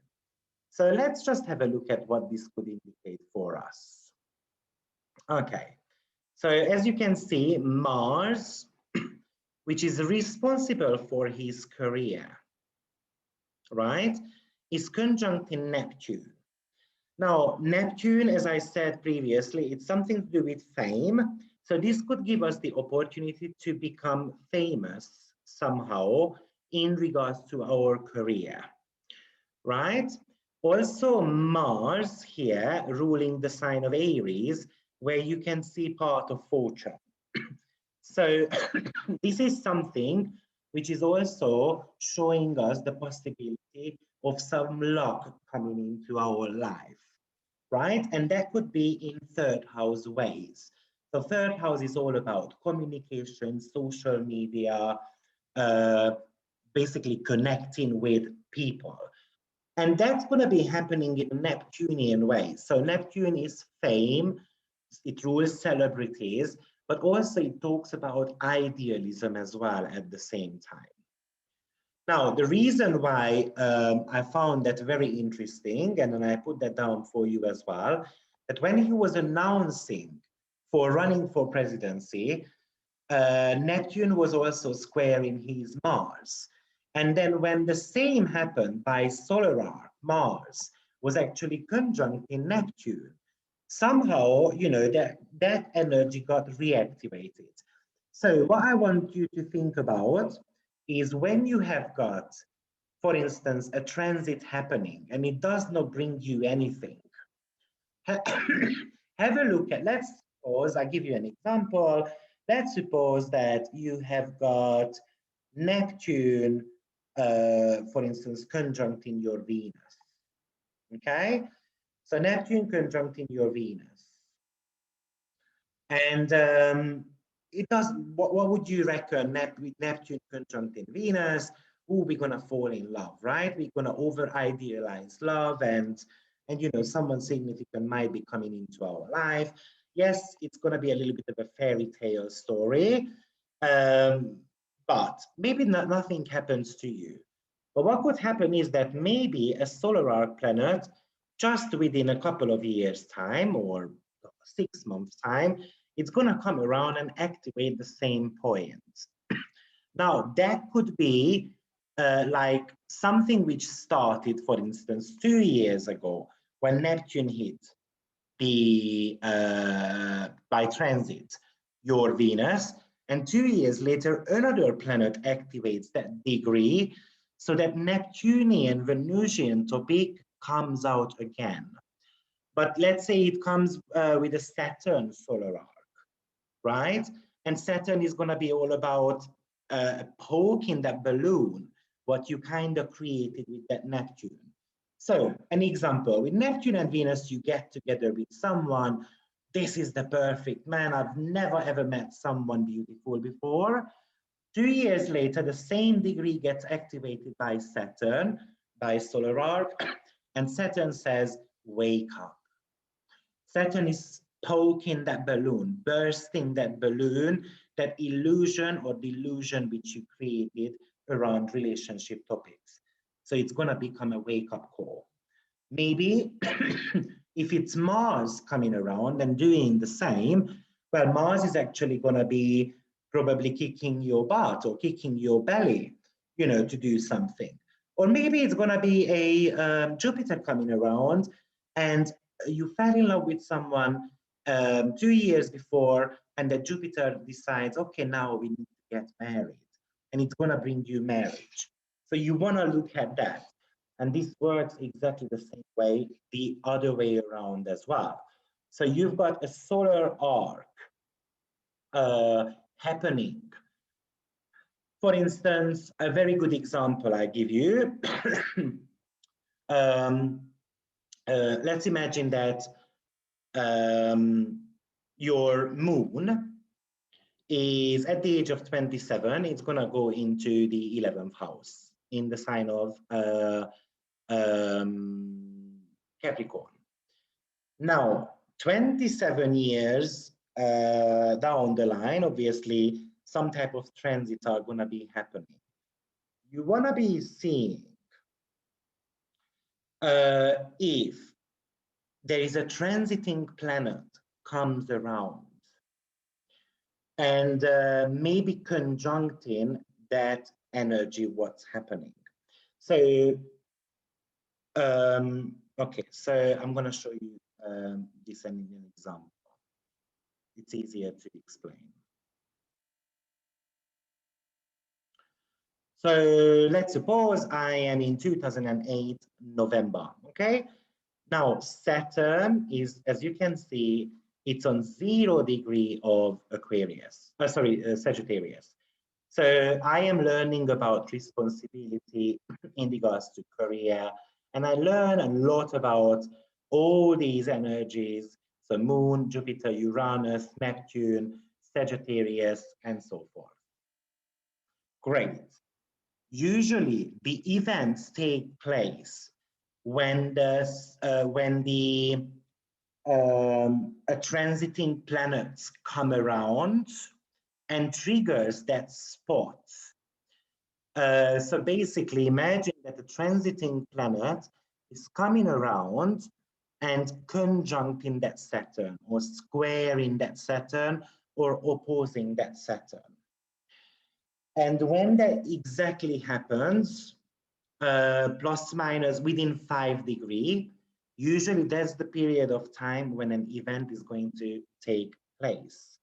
So 2008, November 4th, let's have a look at exactly what was going on by transits.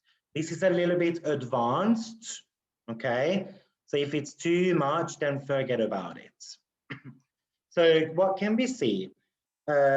Firstly, it went into 0 degree of Sagittarius, Saturn. So we want to see if someone triggers that. Now, Venus and Pluto has passed already. That's not going to happen. But maybe when Mars gets onto that 0 degree and it's gonna be conjunct in Saturn, that's when that event is gonna get triggered. So we're gonna go forward in time a little bit, and then we're gonna see when is that Saturn gonna get there. So let's put it on 2008, let's say December 15th. You can see that Mars gone way too much ahead. So that's already triggered that point. Okay, so in that case, we're gonna come back and we're gonna go on to, unfortunately you can't do timestamp here. So we can see that, okay, let's suppose it's there already. We can, by the way, I know exactly the date when it happened because I know what happened here. So let me just come there, I think it was 22nd, yeah. So can you see that Mars was on 4 degrees? So it was already conjuncting the sun and also that solar arc Saturn, what we looked at. This is a trigger point in that Saturnian territory. What happened was that basically that's when I had to take on additional responsibilities at work, because the 2 bosses who were running the business decided that they had depression and they went off sick at the end of November and the whole December. And I had only been working there for 2 months. I had leadership experiences before, but it was a completely different new system, basically. So I had to learn loads of things very quickly.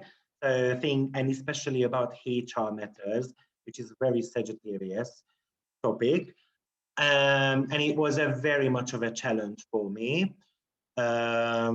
Different language, different legislation, different rules. So I had it all basically. Yes, so the sun activated that Saturn, which is ruling my 6th house. And also Mars activated that Saturn, which is 9th house. Oh, the story didn't finish there because I dismissed someone. I mean, it wasn't legally. Basically, I didn't do it in a legal way. I didn't know I couldn't do that. I just told the person not to come to work anymore. And in England, you can't do that. You have to go through a certain procedure. And in my country, this didn't exist. So I sacked someone on the spot, and the guy took me to court. But thank God this situation got sorted, and they signed me up on a HR course just to learn about the British rules. But anyway, and this shows beautifully. So Saturn was activating my 10th house, work-related matters. Saturn by solar arc. Transit came around and it triggered with Mars and Sun at the same time. Sun rules the 6th house, so working environment, colleagues, employees. So I sacked an employee. And Mars is something to do with 9th house, which is legal matters. Okay. And whenever that point gets activated while Saturn is there, you can expect some events, but try to focus mainly on the slower moving planets. So not necessarily Moon. That's what I meant by it. Yes, maybe when Moon gets there, which is going to be happening 5 days later, there might be some Moon related matters going on there as well, but it only lasts for hours. So the Moon transit is more about your emotional shifts. If you want to be working with Moon, I recommend doing that with the progressed Moon. But I'm not going to be speaking about that because that could be confusing. But if your progressed Moon is activating the very same point while the planet is there, then it could be very exciting. And these are the ones which is kind of bring a activation to your solar arc by transit, and that is what's giving the event. Now, I'm sure you guys have got questions before I show some other examples. I get how solar arc helps to identify past event, but how do you use solar arc for a future prediction? Where do you start? What date of solar arc do you use? Well, this is what we speak about, Mary. Exactly the same way like we did with past events. So you start with today's. I'm gonna bring up today's solar arc. Oh, sorry, I'm here. 21 and March 7th. Here you go, and I'm gonna go on to solar arc. Yeah, and you want to start taking notes, right? So let me start. For instance, you want to be scrolling down here and then looking at some of the degrees, and you can start with the sun. It's on 25 degrees. Does that make any aspect to anyone at the moment? No, it doesn't. I help you there. It doesn't make any aspect. Okay, gonna be looking at moon, which is on 12 degree of Capricorn. Does that make any aspect to anyone? No, it doesn't. Okay, Mercury is on 2939. So I know Mercury is going to be changing sign. So I'm going to take a note of that. Mercury shifts into Pisces in 4 month time. And I know I'm going to have to speak to the client about it. Now, because it went into Pisces, don't forget that Jupiter is also going to be going into Pisces somewhere around May till July. So I believe around July, transit Jupiter will be on the same degree. So something is going to happen to me, and that's going to be happening around Mercury territories. So 4th house related matters or relationship related matters, right? Most probably, I guess it's going to be relationship related because Jupiter rules the 1st house, Mercury rules the 7th house. So basically me and someone else are merging.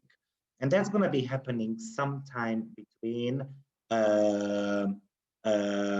July or 2022. Because while Mercury is still on 0 degree, Jupiter at the end of the year also going to be joining. And that's going to be somewhere at the end of the year in December.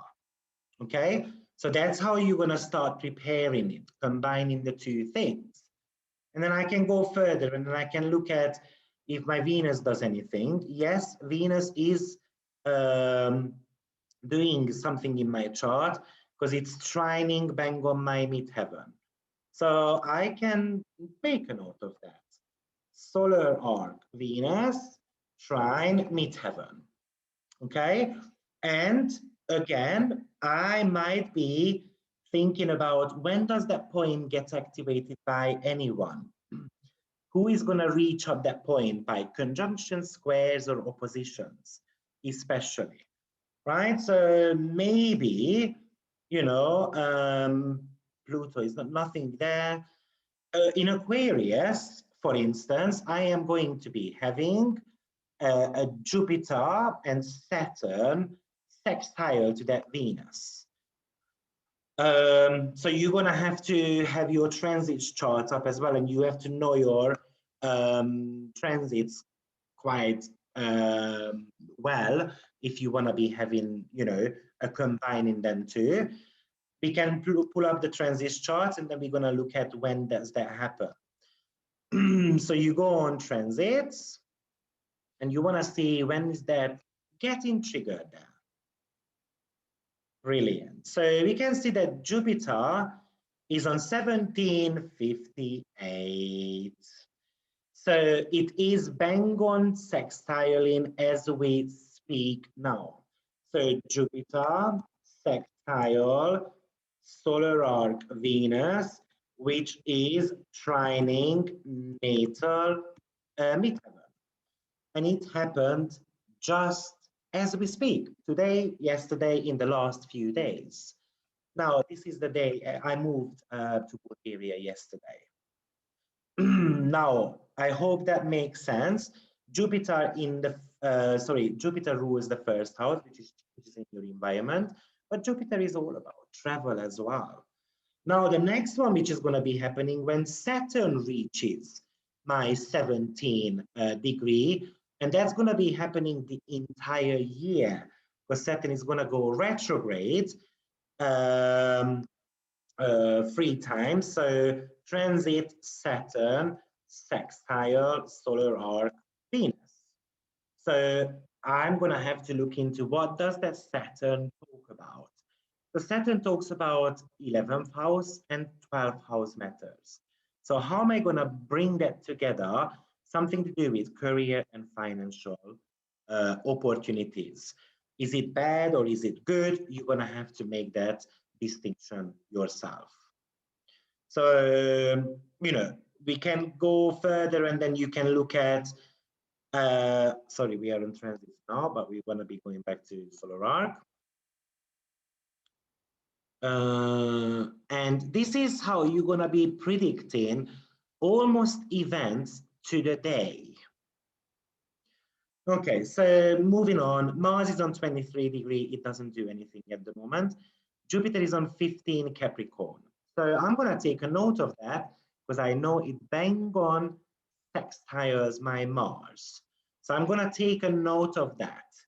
Solar arc Jupiter, sextile natal Mars. So you're going to interpret that. What type of opportunities does that bring for us? Because Jupiter rules something to do with the career, right? And Mars rules my financial opportunities as well as a relocation. So another indications that I'm relocating. And you can look at when does that get triggered by any transits, because most likely those are going to be the times when this takes place. Okay, and also you can do that by progressed moon as well if you are advanced enough. Okay, and then I can go further. So Uranus is on 16, not doing anything. I know that. Neptune is on 6 degree, not doing anything. Pluto is on 7 degree 49. Okay, so Pluto, 7 degree 49, it's conjuncting my Jupiter. So I'm going to take a note of that. Saturn, solar arc Pluto conjunct natal Jupiter. So it brings a transition somehow in my career or in my body. So we would just need to have a look, when does that get activated also by transit? Exactly the same degree by square, oppositions, or any of the aspects you want to be using really. This brought me weight loss and it brought me operation, which by the way happened August 26th. So we can have a look at if something around that time triggered it by transits. Now I'm just out of, I'm curious because I don't know actually. I didn't check that. Here you go. If that point somehow got activated, well, moon is not necessarily important. So always conjunction to start with. If it doesn't happen, okay, is there anything which is opposing or squaring? Now we can see that on that day, Sun was already squaring it, Mercury was already squaring it, and Chiron was trining it. Probably this is more a Chiron story because I was healing my body and I was healing something to do with my well, food intake, second house. So it got activated there. And Chiron on that moment is on 8 degree. And it's beautiful. It's 8 degree as well. I mean, Pluto is on 749, so it's beautifully within orb. Okay, does that make sense now? Did I answer your questions, Marie? This is how you should be working with that. Which house did you say Neptune suggests fame? 3rd, 7th, 11th. Do you change your solar arc location to your relocated place? You don't need to change. I mean, you can change if you want. I usually don't. Should we pay attention to solar arc aspects as well? Stephanie, I answered that question already. The solar arc aspect to solar arc, there is nothing like that. A planet, each planet moves 1 degree ahead. So the aspects never gonna change. If you've got a square in your natal chart, that's gonna stay a square by your solar arc as well. You only pay attention to solar arc aspects to your natal chart. Okay? Can you get a listing of upcoming solar arc activities? Yes, I have got a listing of that, but I won't be necessarily able to send that out to everyone. That's quite a lot of job for me. So unfortunately, I won't be able to do that. But yeah, I can generate a list for yourself. I mean, for myself, you're gonna have to do that for yourself. That would be just way too much for me, sorry. So yes, you did. So for future solar arc, we use date of consultation or maybe date of their next birthday to make predictions. I would use the date of consultations, and then I would be doing some preparations so that you can have a sense when things are happening. By the way, if someone uses Sirius and you want to be going on forecast, timeline formats, choose solar arc, progress to natal, and then you can choose a year period there, and it's going to be showing you what is coming up for you like that. But unfortunately, it doesn't take into some bits and bobs into account. I like doing this manually myself, just by looking at the degrees. So this is one of the ways you can do that for yourself. So it does show that, for instance, my solar arc, Neptune is going to be sextile in my Jupiter, for instance. You might want to take a note of that. Okay. Viktor, I see you have solar arc 12 degrees, moon in Capricorn. Nicholas Stojanovic gives 12 degrees Capricorn, a buried treasure energy, luck, money, and winning. Maybe if you have other activations to that, brings you lucky abundance. I wish for it to happen. Thank you, Rhonda. I don't know about that. It's 12 degree, but I programmed it for myself now, so hopefully it comes. Great. Can you use solar arcs without a birth time? You can. Unfortunately, you won't know house positions, and therefore it's a trick. So as I said at the beginning, you know, at least you need to know your rising sign accurately, and you can use solar arc. Yes, so Tsweti is absolutely right. There's going to be a triple activation by Jupiter and Mercury. So it could be July, and it could be in 2022 as well. Yeah, so yeah, absolutely. Yes, I didn't change the name, but that was Obama's charts. Too many expectations in love life. I'm not sure what does that mean.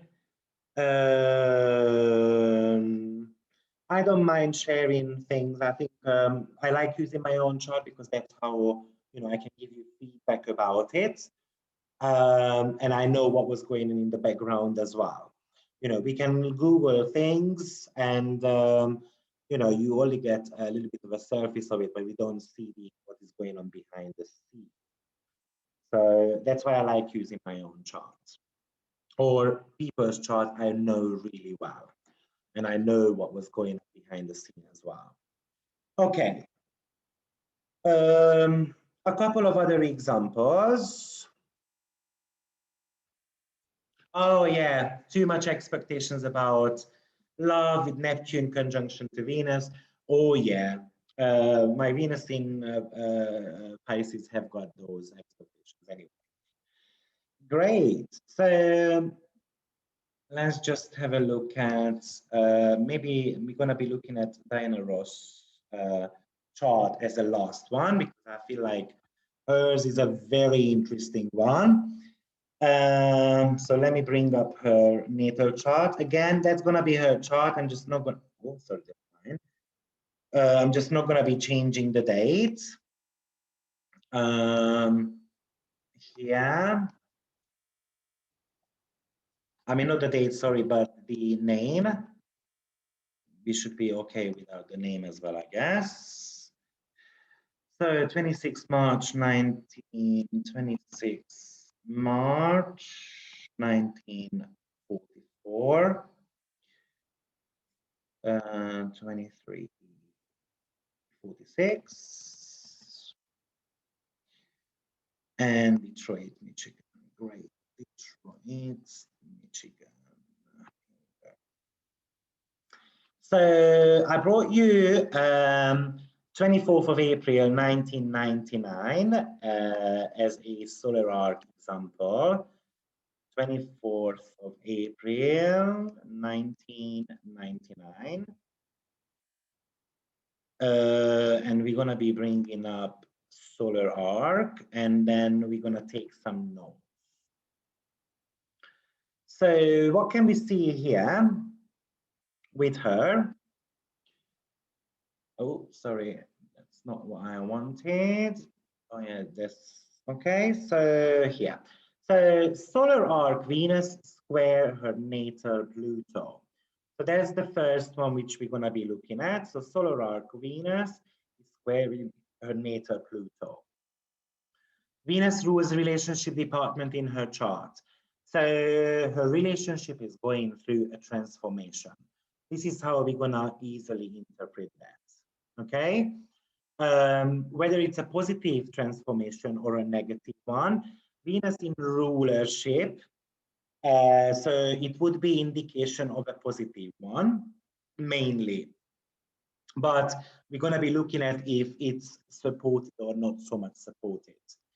The next one is the solar arc Pluto is entering the sign of Libra.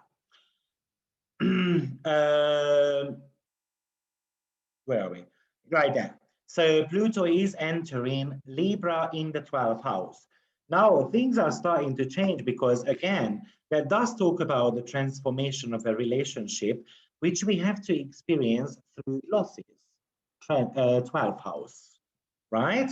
So that Venus squaring Pluto might be bringing in some type of negative energies to it, because at the same time, as we said, Pluto is entering the 12th house. As you can see, solar arc midheaven is on 29 degree of Libra. Right there, you can see the degree here, by the way, 29 degree. So a chapter of her life is coming to an end, which might be relationship related or somehow 12th house related.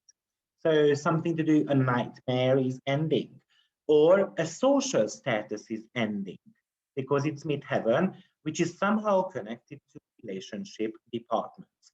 Not just romantic relationship, it could be a business partnership as well. Okay, so these are the main three things what we can see in her solar arc chart. Three very prominent significations going on.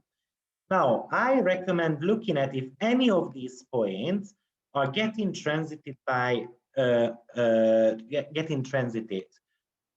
by any planets, right?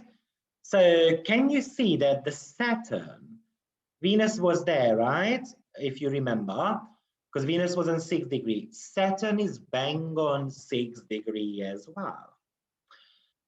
Oh, wow. Saturn is basically coming from her 8th house, which is the house of infidelity. Saturn rules the 4th house, which is the house of end of matters. This was the period, exactly the day when her marriage ended. Her husband on national television announced that she's cheating on Diana, and he is gonna leave her. So the guy in 2 weeks' time packed his bags and left. Basically, they were invited for an interview, and yeah, the guy just announced that on national television. And Diana Ross called this day as the worst day of her life. And basically, she had trouble after trouble after. So she had drug problems, she got into prison, she got arrested. This is all very much visible, by the way, from her chart.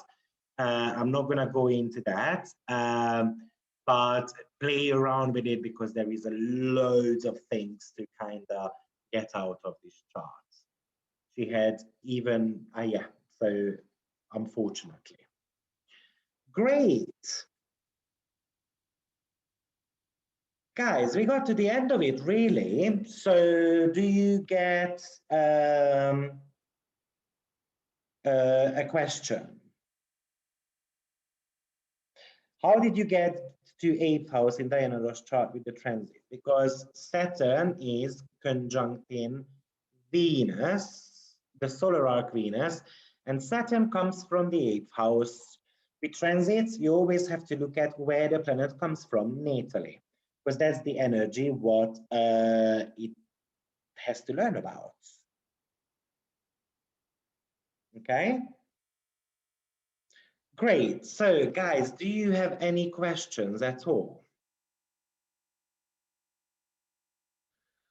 What is the best way to tie in profection, solar chart, and solar arc? When you use profection, check out what the profected load is doing by solar arc. That's how I would do that. I wouldn't necessarily try to mix solar arc with the solar charts though. I never played around with it. Maybe it works. Thank you very much, Jess. Thank you, Sebastian. Thank you, Deborah. Thank you, everyone. So do we have any questions at all?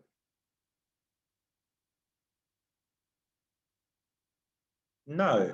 Okay, so in 2 weeks' time, I'm going to hold a webinar over stellium. So if you are interested, and I'm looking forward to teach you about how to work with stelliums.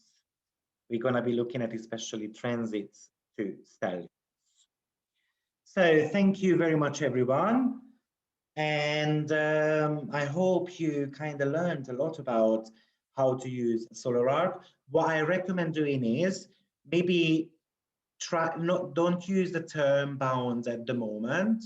Just try to kind of bring the solar arc and transits together at the beginning, and then when you feel more comfortable about the term and bound position, then try to integrate that as well, because you're going to be getting a little bit more out of your chart interpretations. Good. Thank you very much, everyone, for being here, and I hope to see you very soon. I'm happy that it was a life-changing information, liberating to know all of that. Thank you. Have a blessed day, everyone, and see you soon. Bye-bye. Recording and presentations will be sent out in 24 hours. Bye-bye.